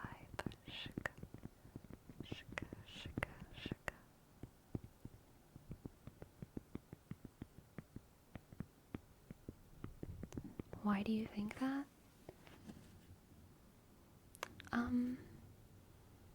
Yeah, I don't think I want to share, mainly because, if I share my doubts, I know that I'll, like, get feedback and advice, and I only want to get feedback and advice from people who I think should be giving me feedback and advice, honestly, and, like, not necessarily people who, might just, like, fill my brain with a lot of contradictory ideas about, like, what might be good or what might be right or, like, blah blah blah blah blah. You know, I don't want like a whole, like, chat's worth of, like, maybe solutions to my doubts, because that'll just make me think that I'm only doing things 10% right. So I'm probably gonna keep those doubts to myself.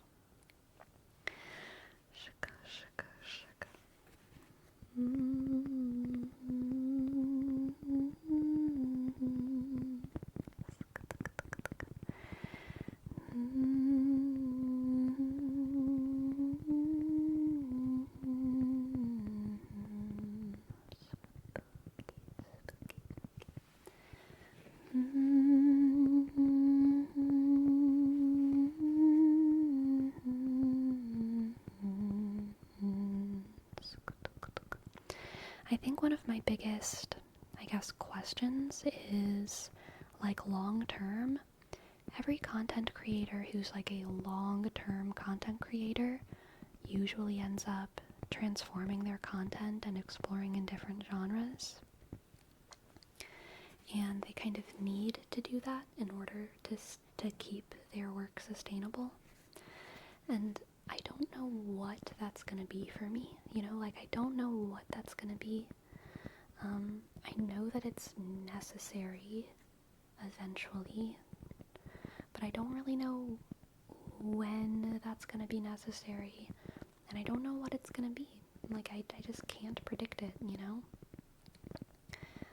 I don't think I will really be able to predict it until, like, it happens. I think hopefully there's going to be a natural shift eventually, or a natural change, and that it won't feel super scary, but, like, it might feel super scary, and it might be a gamble, and I don't want to change content, right?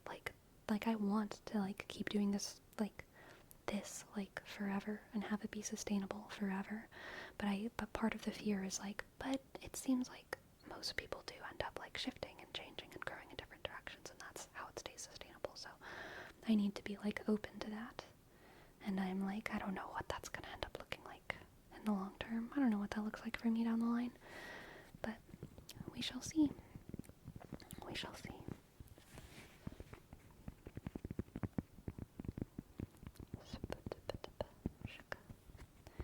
I feel like most of the mechanical parts of being a content creator is making enough content on a schedule so people can tune in. Yeah, that is true. I feel like, if I stick to my schedule, that already gets me, like, a pretty, like, solid foundation. Just sticking to my upload schedule and my streaming schedule and keeping things consistent, that's, like, a very solid foundation for sure.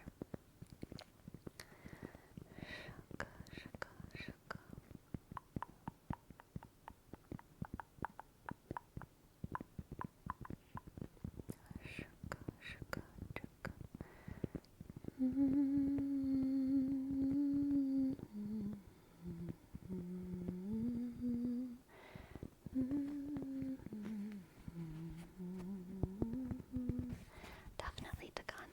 That's definitely true. Honestly, if you aren't doubting yourself, then that's how you know you're doing it wrong. Perhaps.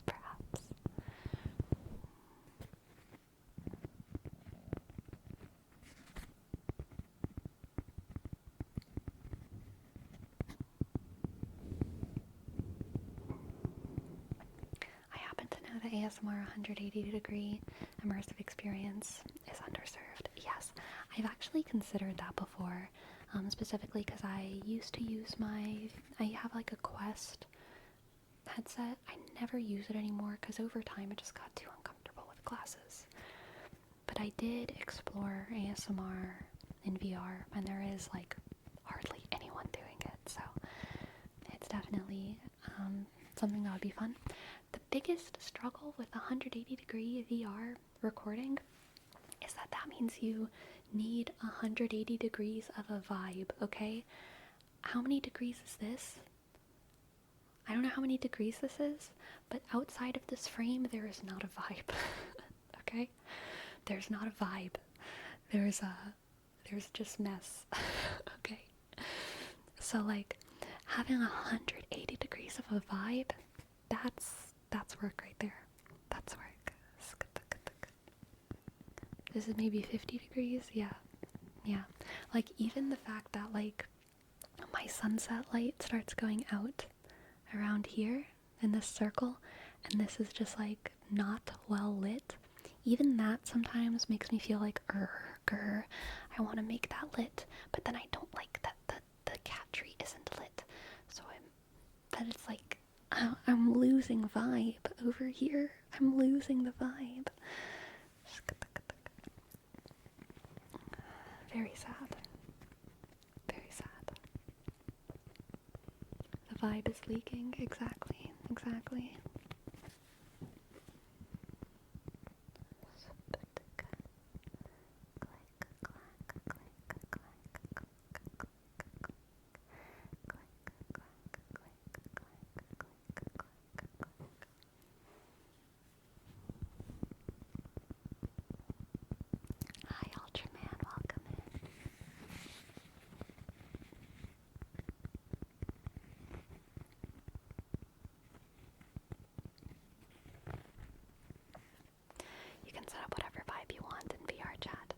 That's true.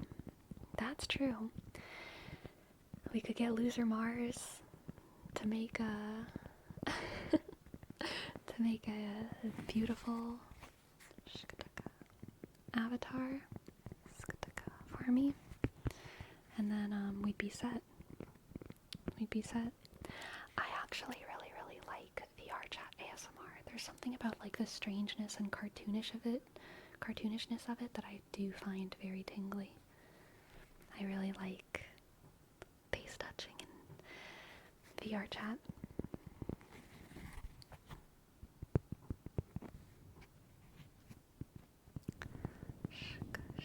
I see the path forward. If you ever want to know the path, let me know. Dang. Very prophetic words. Okay, Tiresias. Okay, Tiresias. VR chat ASMR is a thing. Yes. Yes, it is. Yes, it is. Yes, it is. Look up VR chat ASMR. Do people do it like live? So, in VR chat, people will do ASMR sessions. Like in VR chat, that is a thing that sometimes happens. But also on YouTube, if you look up VR chat ASMR, people will just be like in VR chat giving like the camera ASMR. Both of those things happen, and they sometimes do it in like, yeah, a 180-degree video.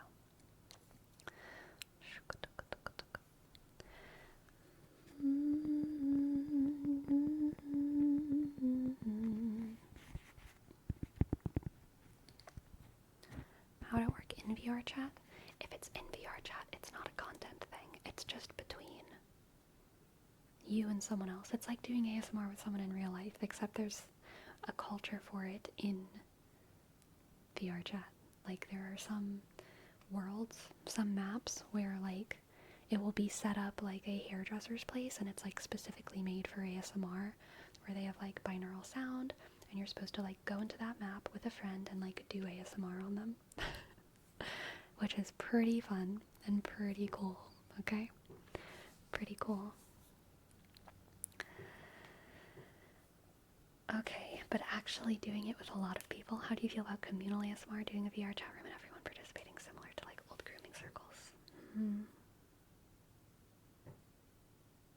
I feel positively about it, but also there would need to be a lot of rules in place to make sure that everyone feels like safe and comfortable, you know? Because like humans, the more humans there are in a space, the more things can go awry, you know? But overall, yeah, I feel positively about it. I think that could be cool. That could be cool.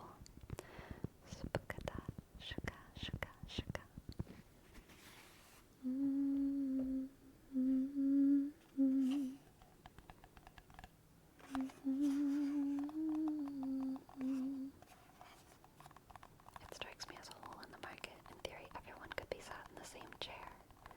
The ASM artist is working on a dummy head live. That would be pretty cool. That would be pretty cool.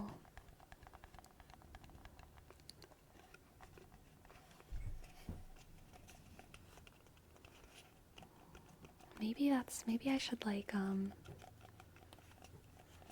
let me think. I need to think about that.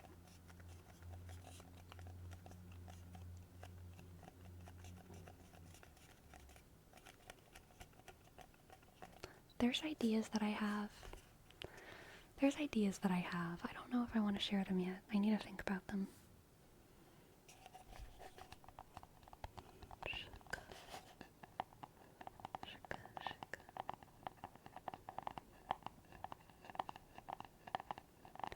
True, now that Skyrim VR exists, we could do Skyrim 180-degree ASMR.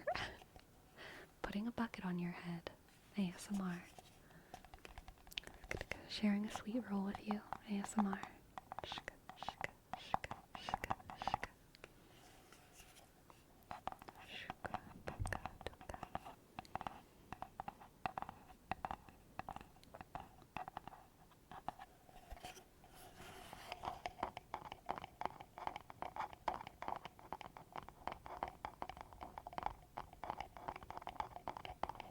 I really like this sound.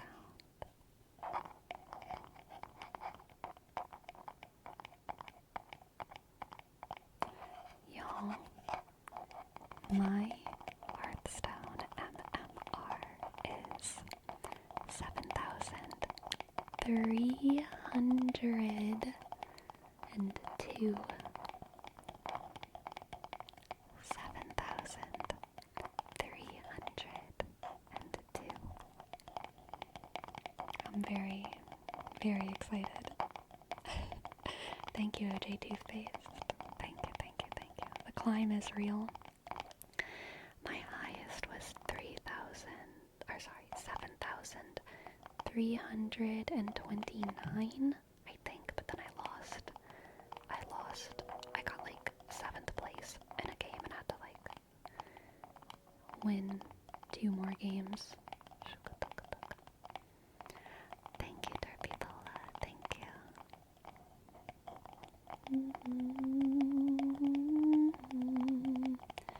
How difficult are the matches on that level? So I literally never get first place. I'm always second, third, or fourth. Usually whoever's in first place is like dumb. like their board is like, they have like six minions, 6 units with like 1,000 health and 1,000 attack, and my units never look like that. I might have like 1 unit with 1,000, maybe, but usually my units are more like in the 1 to 300 range, and that's enough to get, you know, 4th, 3rd, or 2nd. I keep seeing insane mech boards with infinite stats. Yeah, that's wild. How does MMR work? Yeah, it's similar to ELO. Usually, so in Hearthstone's Battlegrounds, there's 8 players that are all playing against each other. You are a winner if you're in the top 4, and a loser if you're in the bottom 4. If you, around my MMR, winning a game in first gets me around 90 MMR. Second gets me around 75. Third gets me around 40. And fourth gets me around 15. And losing 5th gets me like -20. Losing 6th gets me like -50. Losing 6th gets me like -70. Losing 7th is like -80. And losing 8th is like -100. But if you're lower ASMR, then it's like easier to climb and harder to lose. And then as you get higher, it's like harder to climb and easier to lose, if that makes sense. Like, there's a Hearthstone streamer that I watch named Jeef, Jeef. Freudian slip. What did I slip? What did I slip up on? I don't even know. Did I say lower ASMR?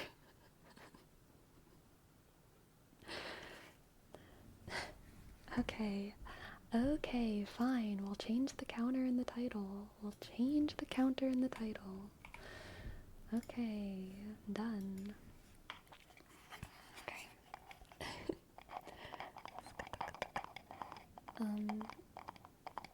That should be at least 10 by now.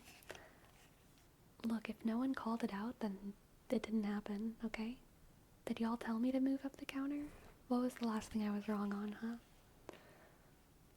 We have been calling it? I haven't noticed. You gotta be more assertive. Since the water incident. Okay. So, water brings me up to 2. What was another one? Huh? I'll maybe put it up to 3 because I was wrong about being wrong. I need citations here, okay? Didn't we get Percy Jackson wrong? No, we got it correct. I was like, I think Percy Jackson came out in like 2005. And I feel like Harry Potter came out in the late 90s. And then I was right.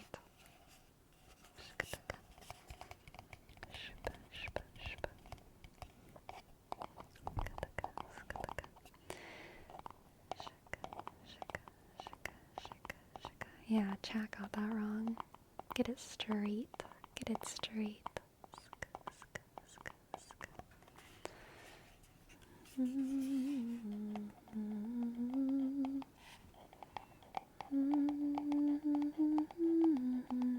Do we count the mic USB not working as wrong? No, because that wasn't my fault. That was this USB hub breaking on me, okay? Not my fault.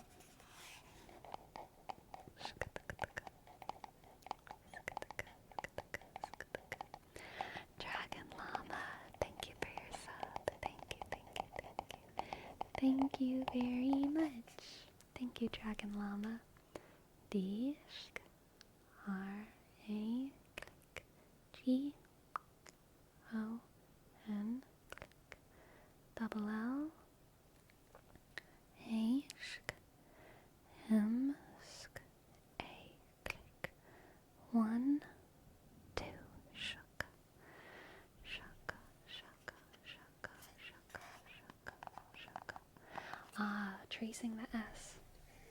I'll take that one. I'll take that one.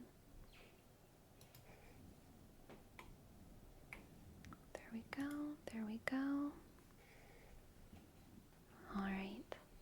I'm going to go on a quick break, everyone. Gonna go on a quick break. I'll be back in around 5 minutes, okay?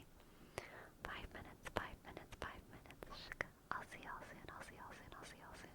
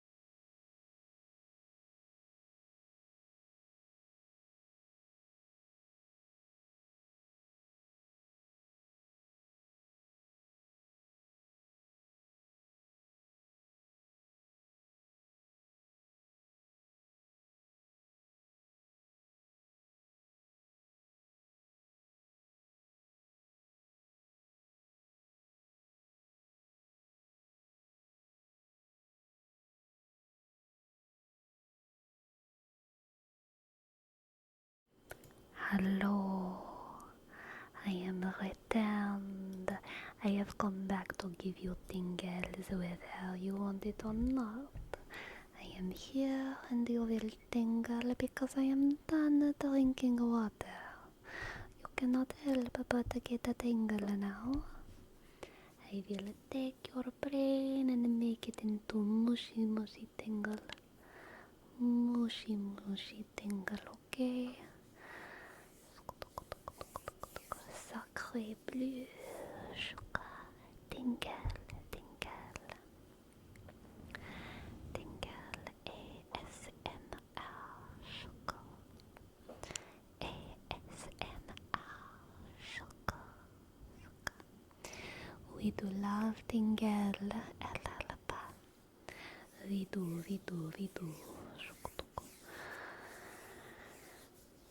Good night, Akai sunset. Good night, good night, good night, good night. Sleepy, I'm out of envy. I'm so sorry, Destructicon. Y'all. Well, actually no. Okay, I just got sad because I remembered the happy thing and then I remembered the sad thing. I went to the grocery store today and I saw cantaloupe for sale. If you buy 3 or more, $1.99 each. So exciting. Cantaloupe. If you buy 3 or more, $1.99 each. So I bought 3 cantaloupes and I went to the self-checkout and I put my cantaloupe on the scale and it said put in an amount and I said 3 and then it charged and it was definitely more than $1.99. It was like $10.98 for 3 cantaloupes, which is much more than $6. But I wasn't brave enough to talk to the person. I wasn't. It wasn't $1.99 per pound. It was per cantaloupe. But it really did make me sad. It made me like big sad. Because I don't buy cantaloupe out of season because they're too expensive. That's the whole reason why I don't buy them out of season. Also because they don't taste as good.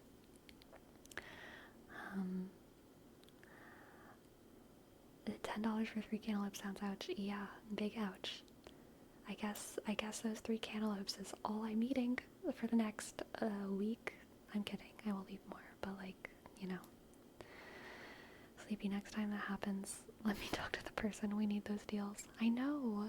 We do need those deals.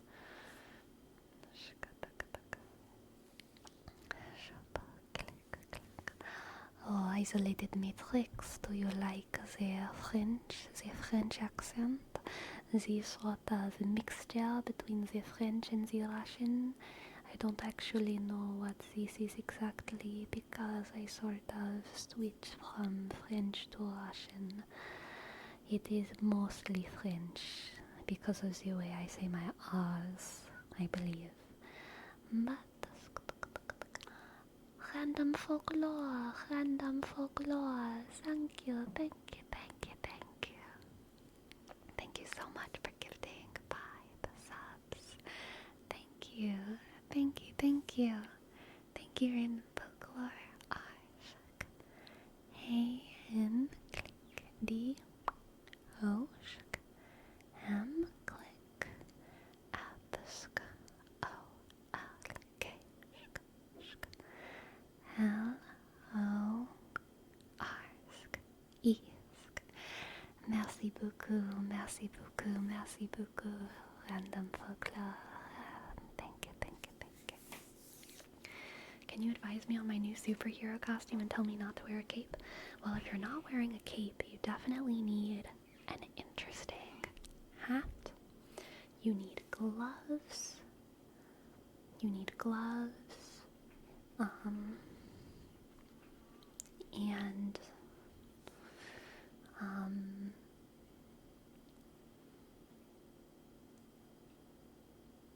like a big gem, like a big like Sailor Scout like gem somewhere. You know what I mean? I haven't had tingles like this in so long. Oh, you're so very welcome, Derpy. What about a belt? Definitely, definitely. Definitely, definitely, definitely. I think superhero belts are always in fashion, okay?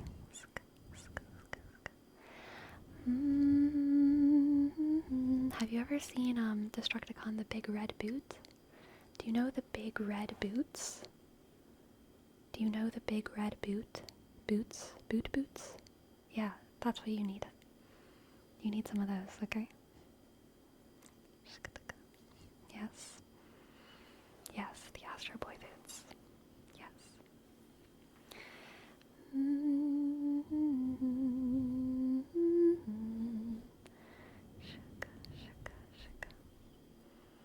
What do you use those for? What? For what? There is a use case for every boot, okay? But, you know, for going out, where? Where? A restaurant? No. The movie theater? No. A crazy shoe convention? Maybe. But then I would have to mod them. If I were going to a crazy shoe convention, I would get the red boot and I would mod them so that they looked unique, because if I'm going to a crazy shoe convention, there's going to be a lot of crazy shoes and I can't just have like a stock red boot, you know what I mean?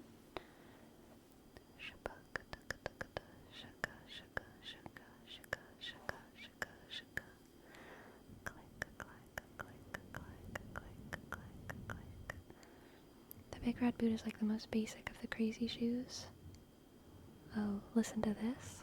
What am I listening to? What am I listening to? Saint Vortex. Thank you, thank you, thank you, thank you, thank you, thank you. And L Alpha. Thank you. Thank you both for your subs. Thank you both for your subs. Thank you, Saint. S-A I dot N click D V-O R D E-X 4 5 and Alalpa E L A L B H A T. Thank you both for your subs. Thank you, thank you, thank you. Thank you, thank you, thank you. Thank you, thank you, thank you. How big are cantaloupe?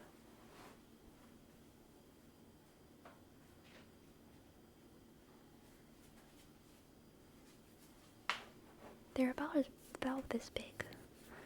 About head sized.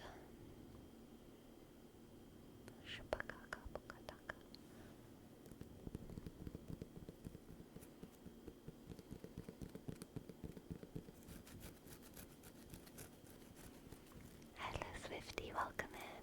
Hello King Kappa, welcome in, welcome in, welcome in.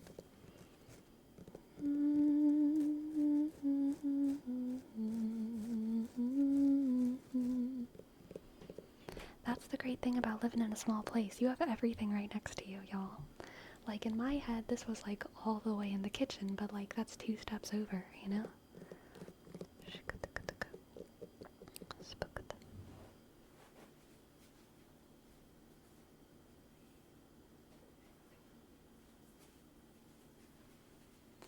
And do you make it through 3? It's not like I'm all eating them all at once. I'm eating like 1 at a time.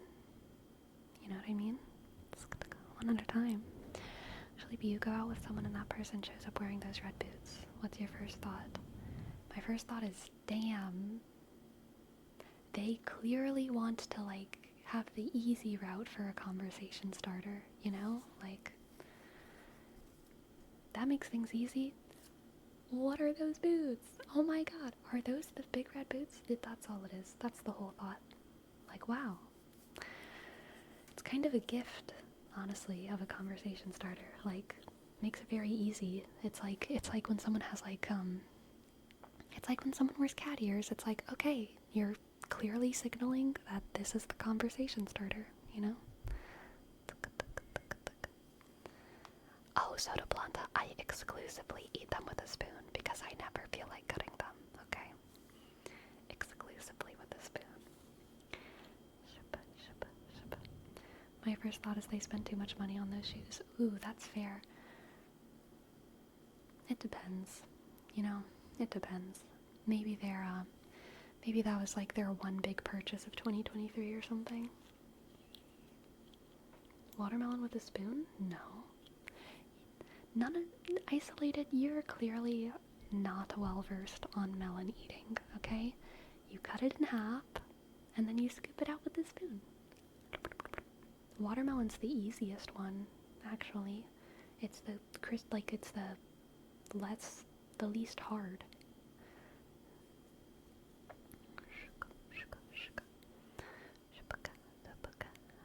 Melanology, the study of melon. Oh, that's my favorite ology, melanology. Melanology. I would have thought rock melon would be easier because it's firmer. No. The firmer it is, the harder it is to scoop. Are they not fox ears? They're fox ears. I just said cat ears because I don't know why. I just said it. Sometimes I call them cat ears, but they are fox ears. Well, they're technically cat ears. They're technically cat ears, but they're obviously fox ears. So they're fox ears, but they're technically cat ears. Y'all know. Y'all know how it is.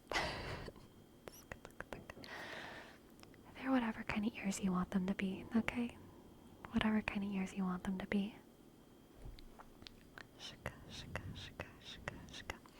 Andrew Barr, thank you. Thank you. We will add that to the error count.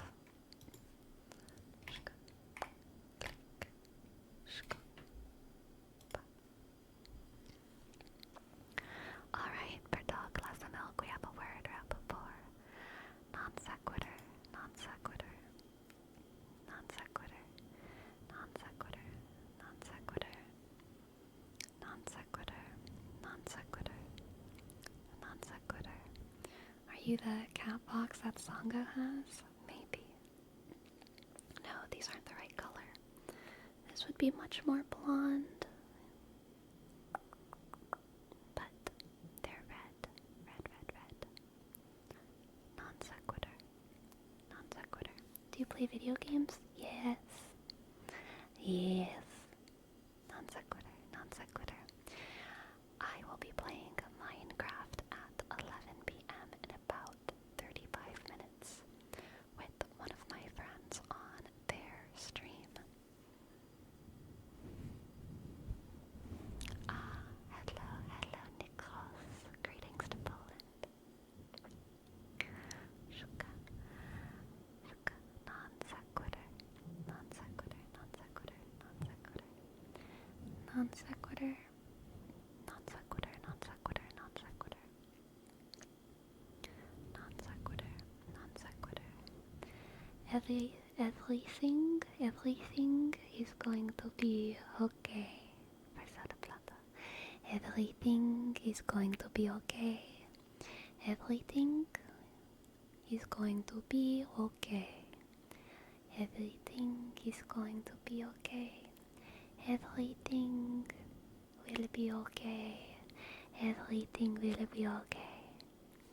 Everything will be okay. Everything will be okay. Everything will be okay. Everything will be okay. Everything will be okay. Everything will be okay. You will be okay. She will be okay. You will be okay. I will be okay. You will be okay. Okay. Everything will be okay. Everything will be okay. Did you know Vampire Knight only covered half the manga? You know, I think I do know that, but I kind of forgot. But I feel like I remember, like, reading about that on Tumblr. People were, like, talking about what actually happens in the manga on Tumblr. I don't really remember the details. Pretty sure it gets pretty crazy, though. I remember it being like, oh yeah, it makes sense they didn't. That wouldn't be manga. That would be hentai. It makes sense that they didn't go that far. I remember thinking that. Anyway, name trace bar. It's CED.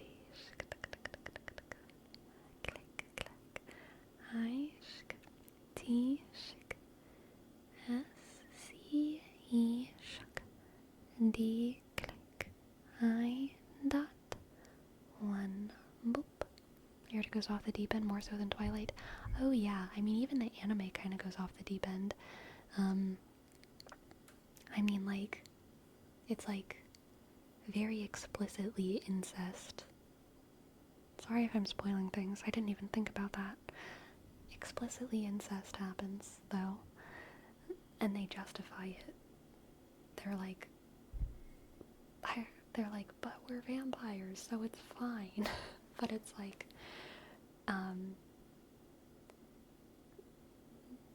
you know, it's just a whole thing. It's a whole thing. OMG, they get together finally. Boy, do they. They get together, if I remember correctly, they get together like right after the incest reveal, because it's like a secret. It's like a secret. They don't realize they're brother-sister. And then at the end, the sister, who's like not a vampire, spoiler alert, gets transformed into a vampire forcibly. She like doesn't want it, if I remember correctly. I really might be botching up these details. I need to rewatch it. And then gets together with her vampire brother, and she's like sad about it. It's consensual, but I'm pretty sure she's like sad. I can't remember all the context. I think maybe it's because her ex-boyfriend just died or something. But like she's sad, and they're still doing stuff together. And then he's like, I know what you're thinking. This is wrong because we're brother and sister, but it's fine. And she's like, okay. And she's like crying, and they just keep going. It's a mess. It's a mess.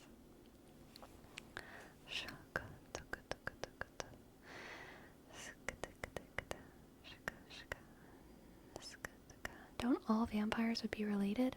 No. I don't think if you're turned by a vampire, that means you're related. That's not the logic of the show.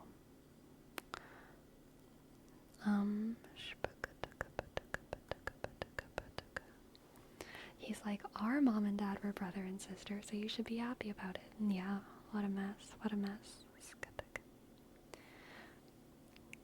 Like the brother and sister pair in the show for Rome are like biologically brother-sister, but the brother is turned into a vampire, and the sister is not until a very long time passes, basically. Or she's like half vampire or something, I don't really remember.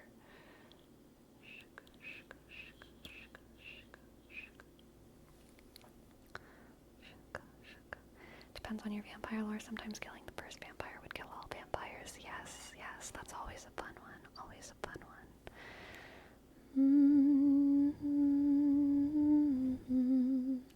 King Sean Beats, here's your name trace.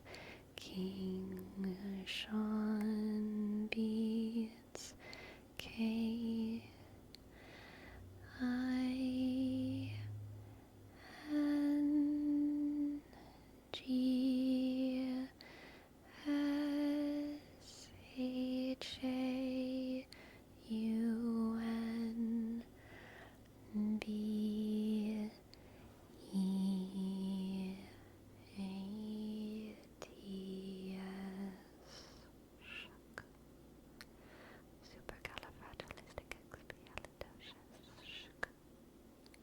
For in gamely by supercalifragilisticexpialidocious. Supercalifragilisticexpialidocious.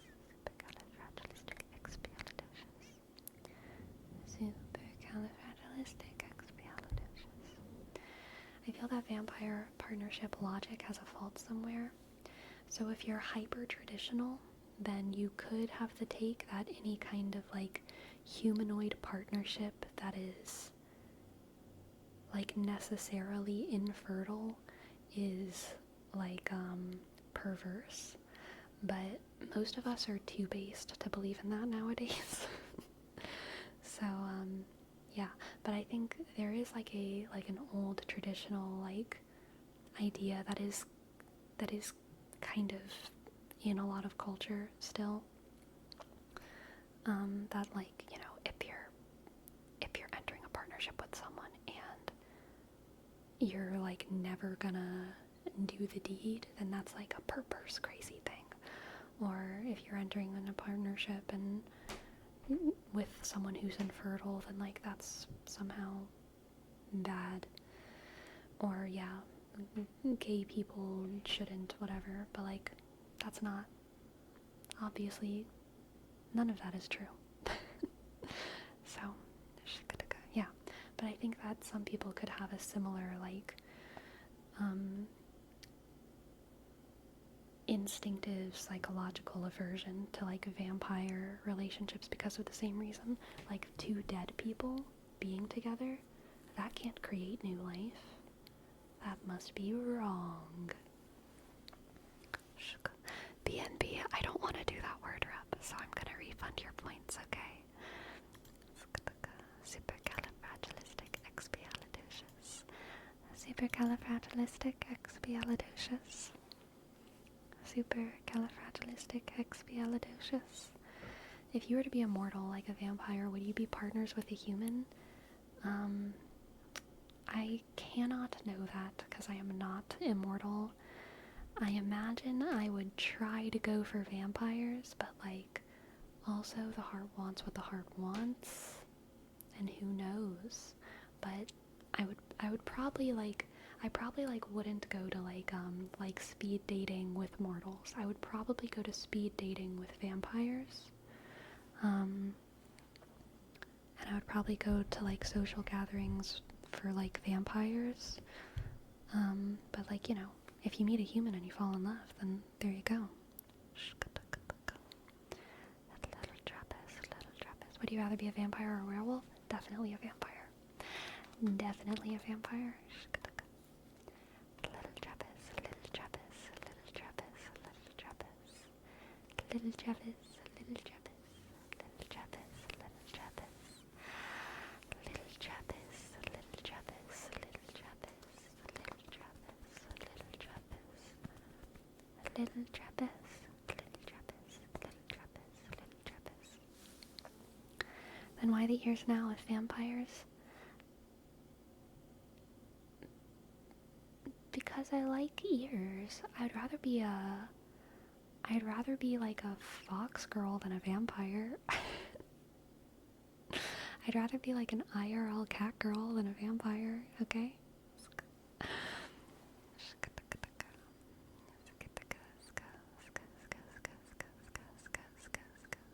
A kitsune? Yeah, basically.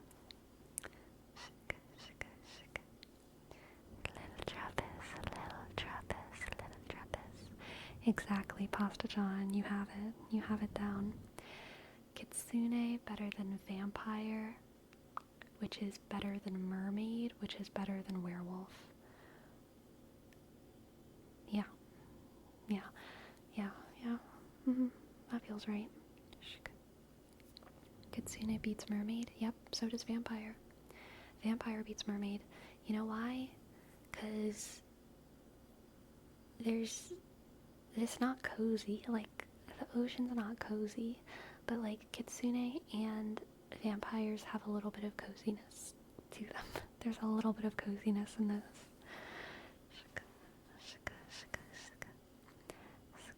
Little Trappist, little Trappist, little Trappist. Little Trappist, little Trappist, little Trappist. What would Sleepy Mermaid underwater ASMR would be like? Wish, wave, ooh. I don't know. Blub, blub, blub. Oh, I know what it would be like.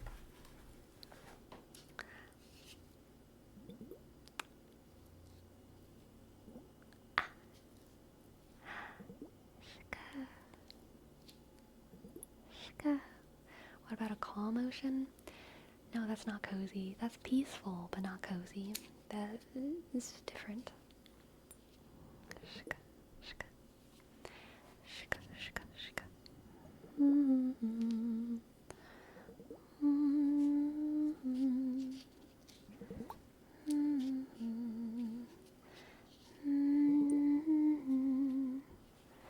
don't get tingles from ocean sounds? False equivalency. You can get tingles from things that aren't cozy. Like I don't think a dentist is cozy, but I can totally get tingles at the dentist. You can get tingles from the ocean sounds without it being cozy. Sugar.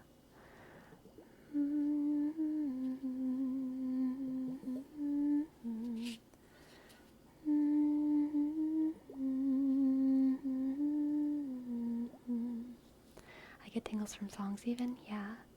You're not a fan of wave sounds ASMR then? No, I love wave sounds ASMR. Wave sounds are great. They're just not cozy. But ASMR doesn't have to be cozy. Cozy is one type of ASMR. Shuka, shuka, shuka.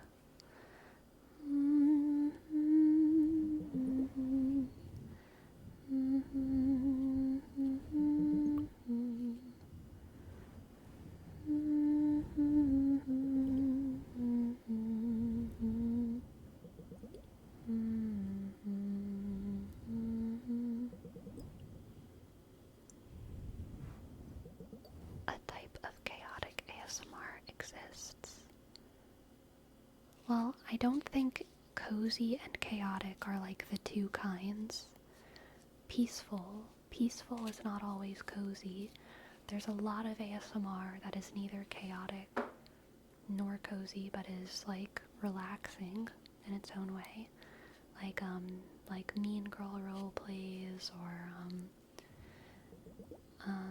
even though the one that Goodnight Moon put up, I think today or yesterday, of the alien, that's like great, but that's not chaotic or cozy.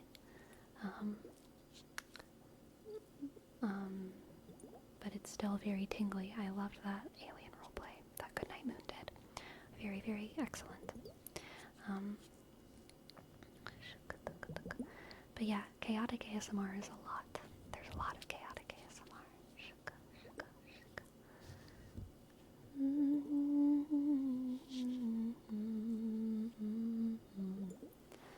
I watched clock ASMR once. Very nice. Very nice, very nice. There's all kinds of ASMR. There's ASMR all over the place. ASMR all over the place. ASMR all over the place. ASMR everywhere. So also loud wild sounds may cause tingles. Yeah, some people get like ASMR from like soundscapes that might include like loud things far away, like loud birds far away, or loud cars, or whatever, traffic sounds. Goodnight Moon is one of my favorite video creators. I really, really enjoyed the alien roleplay today. I watched it today. I don't know if it came out today or yesterday, though.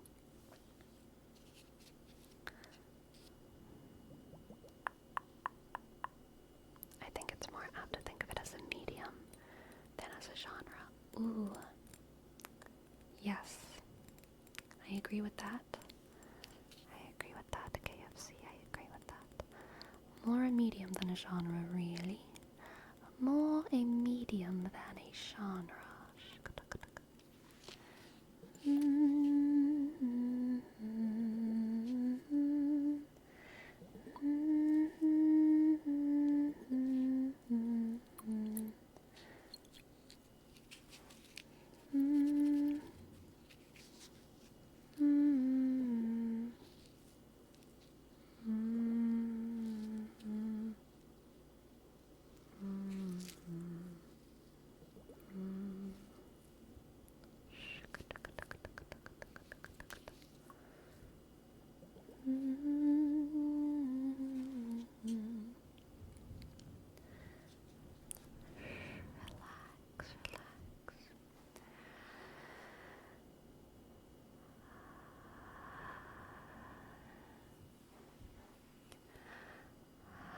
We did not add that to Stricticon.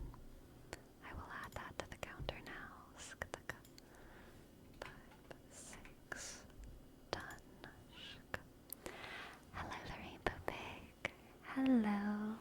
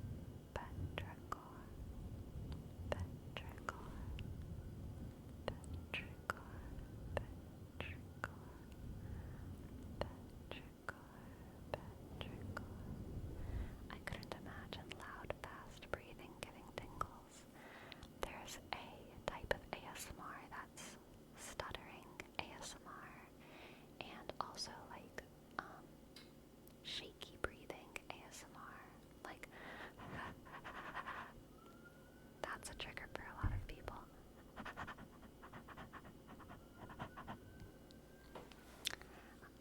Or stuttering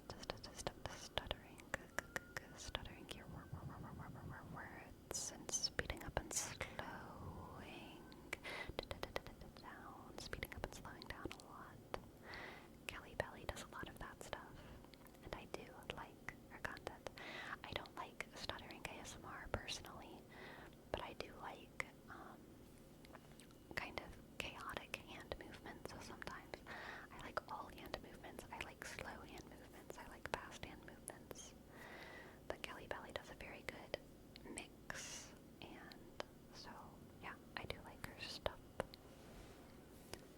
Petrichor, petrichor, petrichor, petrichor, petrichor, petrichor, petrichor, petrichor,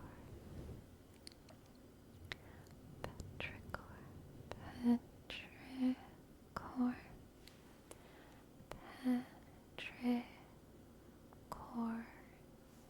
hippogriff, hippogriff, hippogriff,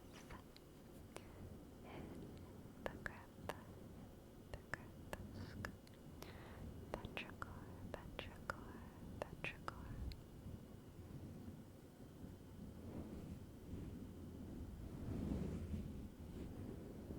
Well, I did just say that I'm not a fan of stuttering personally. So that's one ASMR that I don't like. I don't like eating sounds. I'm very picky with mouth sounds. I don't like it when they're very wet.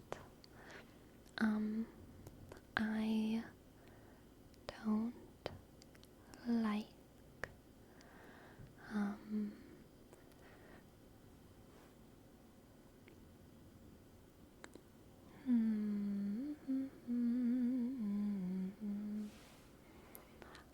I don't really like word repetitions a lot, honestly. I don't like word repetitions. I like it when people are talking and moving on with their words. Chic. Welcome, Random Moose Brains. Glad you were able to do some spring cleaning.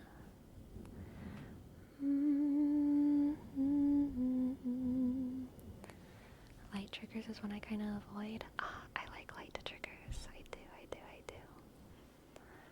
Shaka. Personally, a trigger I don't like is jet engines or bell sounds. I think I'm okay with both of those conceptually. Yeah. I've actually been quite surprised before at electric noises and how much I've liked them. I know I've watched some barbershop role plays where people will turn on a razor, like an electric razor, and it makes a zzzz sound, and I've been surprised at how tingly that is. And yeah, there's been similar things before with other electric sounds where I'm like, dang, I wouldn't expect that to be tingly, but it is. I love chakra bowls and soft bells. Yes, exactly. Thunder, rainstorm ASMR. Love it. I love thunder and rain. I love thunder, the sound of thunder, more than I like the sound of rain. But I do like them both.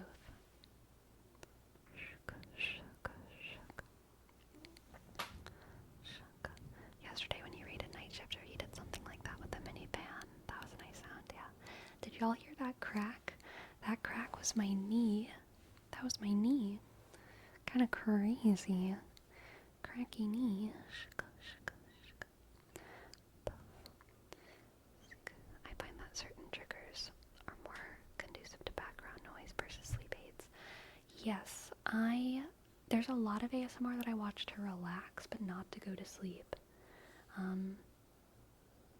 Yeah, I love watching ASMR to relax more than I like it to go to sleep, even. ASMR is a relaxing thing for me. It can be a sleep thing, but it's not always, for sure. I don't often listen to ASMR as background noise, but I do sometimes. sometimes. My elbow and knee cracks are crazy too. Yeah. Yeah. Do you like unintelligible whispers? It depends. I like understanding what's going on, so I can get bored, but that was part of why I really liked Goodnight Moon's video today. It was technically an unintelligible whispering video, and her whispers are so tingly, but there were subtitles for it because she was speaking alien language, and I found it very, very tingly. Because it was unintelligible in that it was, whispering gibberish. But there were subtitles, so my brain had something to latch onto and pay attention to. It was incredible. Yeah, really, really.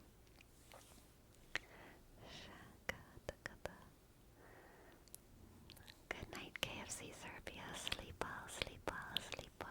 Thank you for stopping by.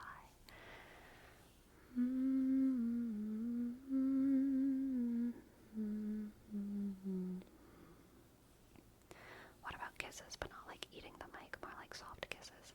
I don't find kisses tingly at all, but I don't mind them. They're just not tingly, so I probably wouldn't ever watch like an entire kissing video. But if there's like other stuff going on in the video that I do think is tingly, then I would.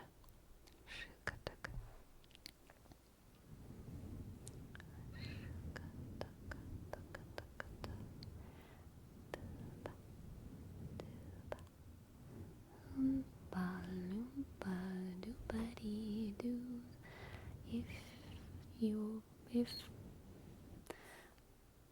something and something and do.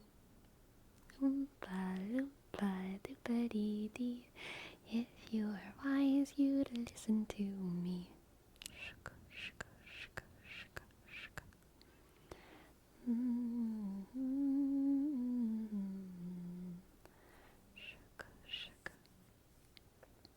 What about cranial nerve exam? Love it.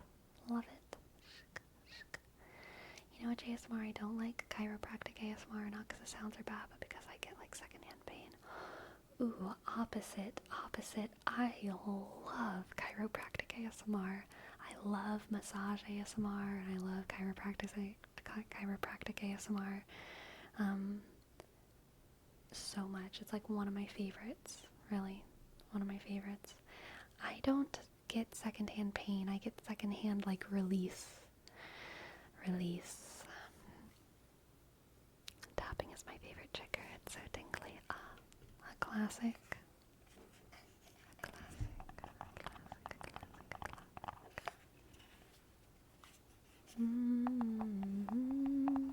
Mondragon Chiropractic is my favorite chiropractic ASMR. Mondragon Chiropractic. I watch like a lot of their videos, like maybe all of them. I really like Mondragon Chiropractic.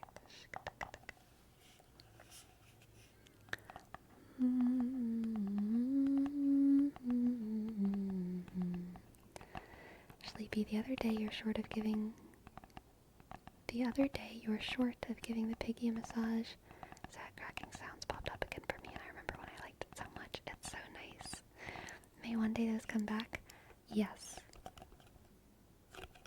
I think so. I think I will need to bring those back.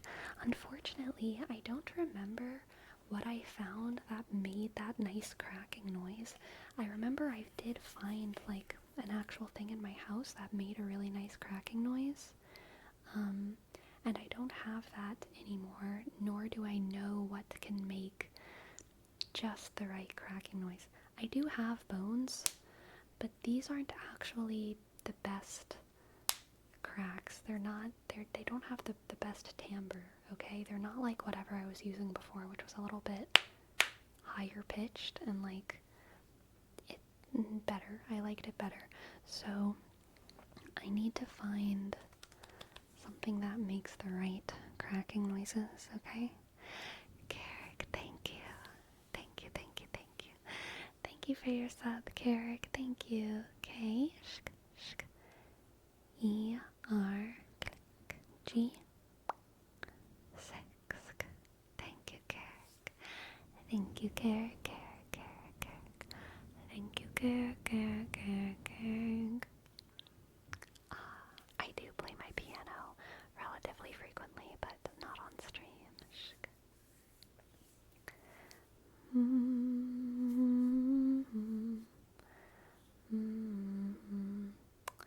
Ooh, good idea, Destructicon. Very good idea. I will try that. I will try that.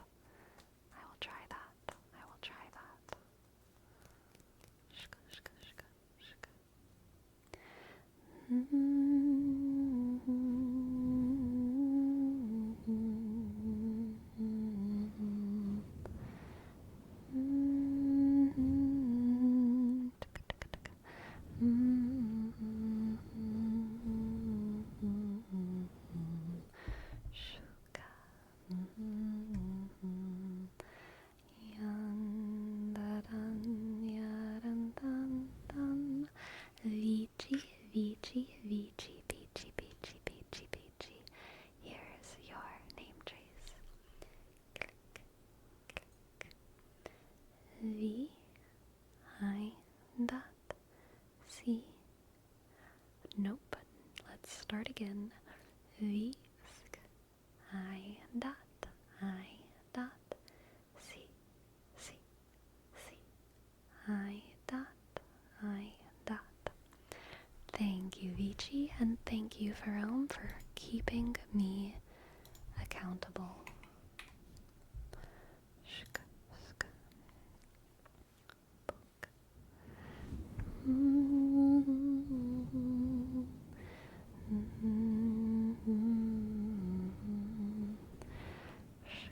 You stole those wrongs from yourself, Ferome, okay? Stole them from yourself.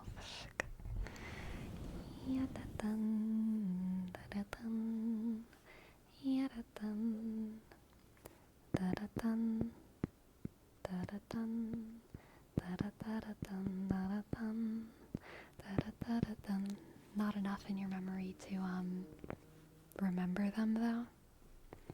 I'm still waiting for you to give me the receipts, okay?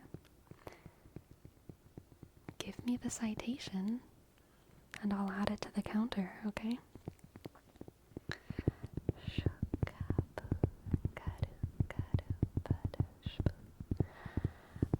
Soda planta, I feel like it's not very different. I'm so sorry. Soda planta.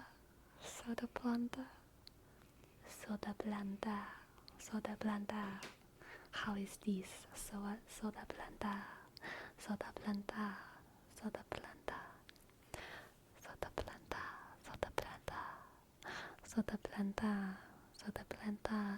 This is the best French I can do for your username. Soda planta. Gotta add a G sound. Soda planta. Soda planta.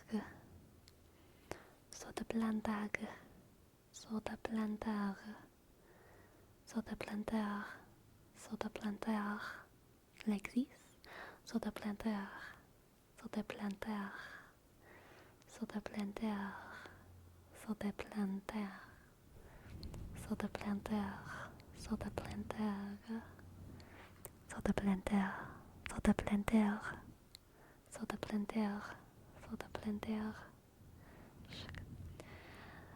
And for Ferrum.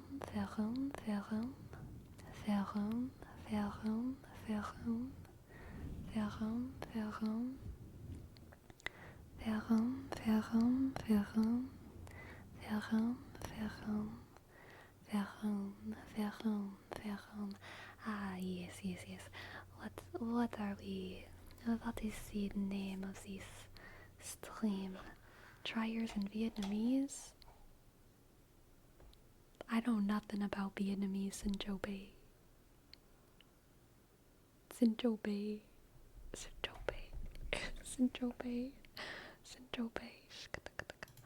Ah, yes.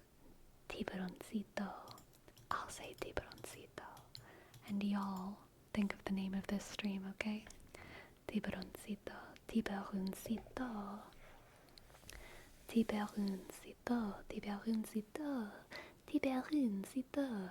Yeah, yes. Tiburoncito, tiburoncito, oui, oui. C'est tiburoncito, tiburoncito, tiburoncito, tiburoncito, tiburoncito, tiburoncito. How about Lunar Ollie? Oh my goodness. Hello everyone. Welcome in everyone. Welcome Raiders. I am so sorry to let you know that we are currently ending the stream, but I'm raiding myself, so I'll still be here. Lunar Holly, thank you so much for the raid. I hope y'all had a fantastic stream, and I hope that you're taking care of yourself and that you get a lot of rest tonight, okay? Aw, thank you, Lunar Ollie. I appreciate it. So we are about to raid Swoozy, and it's gonna be just him for probably a couple minutes, and then I'm gonna come onto his stream and we're gonna play Minecraft together in the ASMR category. So we're gonna do some Minecraft ASMR, okay? And that's where we're going. Let me make sure that they are all ready to go. Okay. Yes, it should be super fun and chill. And I'm so glad that I get to bring over even more people. Yes, we also are currently titling my VOD. How about we name it J.K. Rowling, platform responsibilities and gratuitous French.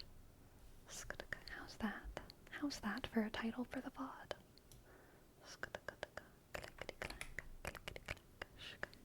We've done it. We've come up with our title.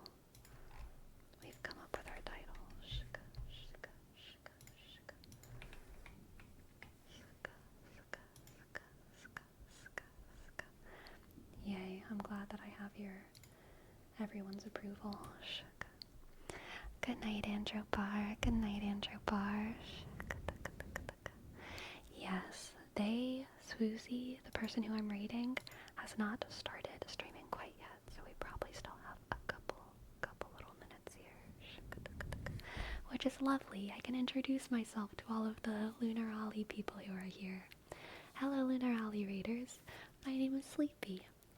I make ASMR on Twitch and on YouTube. And I really like fruit and talking about the world and life and other things. I just realized I need to take a shower. A day of washing dishes does that.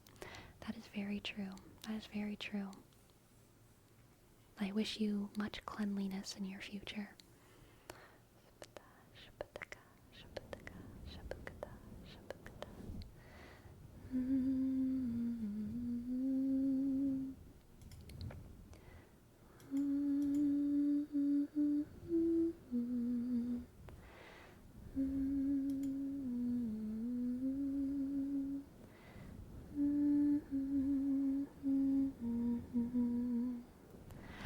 Matrians, thank you for your sub.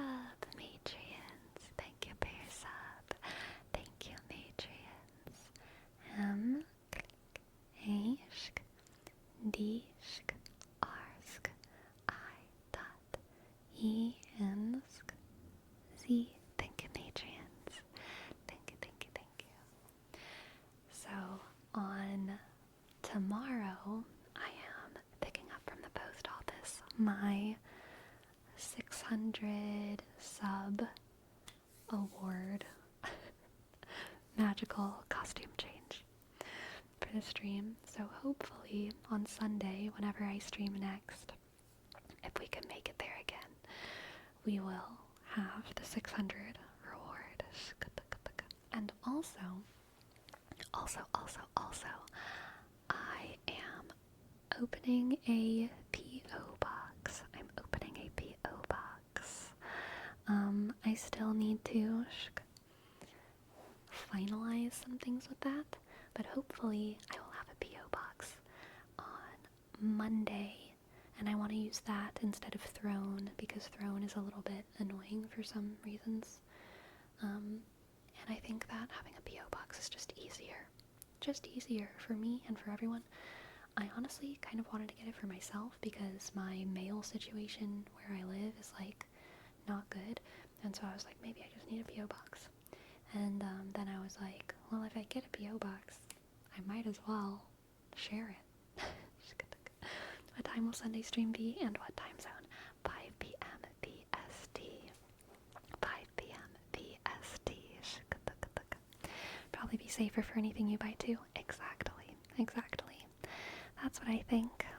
That is what I think. Okay, my friends, Swoozy is streaming, so we are going to go and raid them, and I will be joining y'all in just a couple minutes over there, okay? So we're gonna have some fun, cozy Minecraft times for a couple hours, alright? Good night, everyone. I'll see you soon.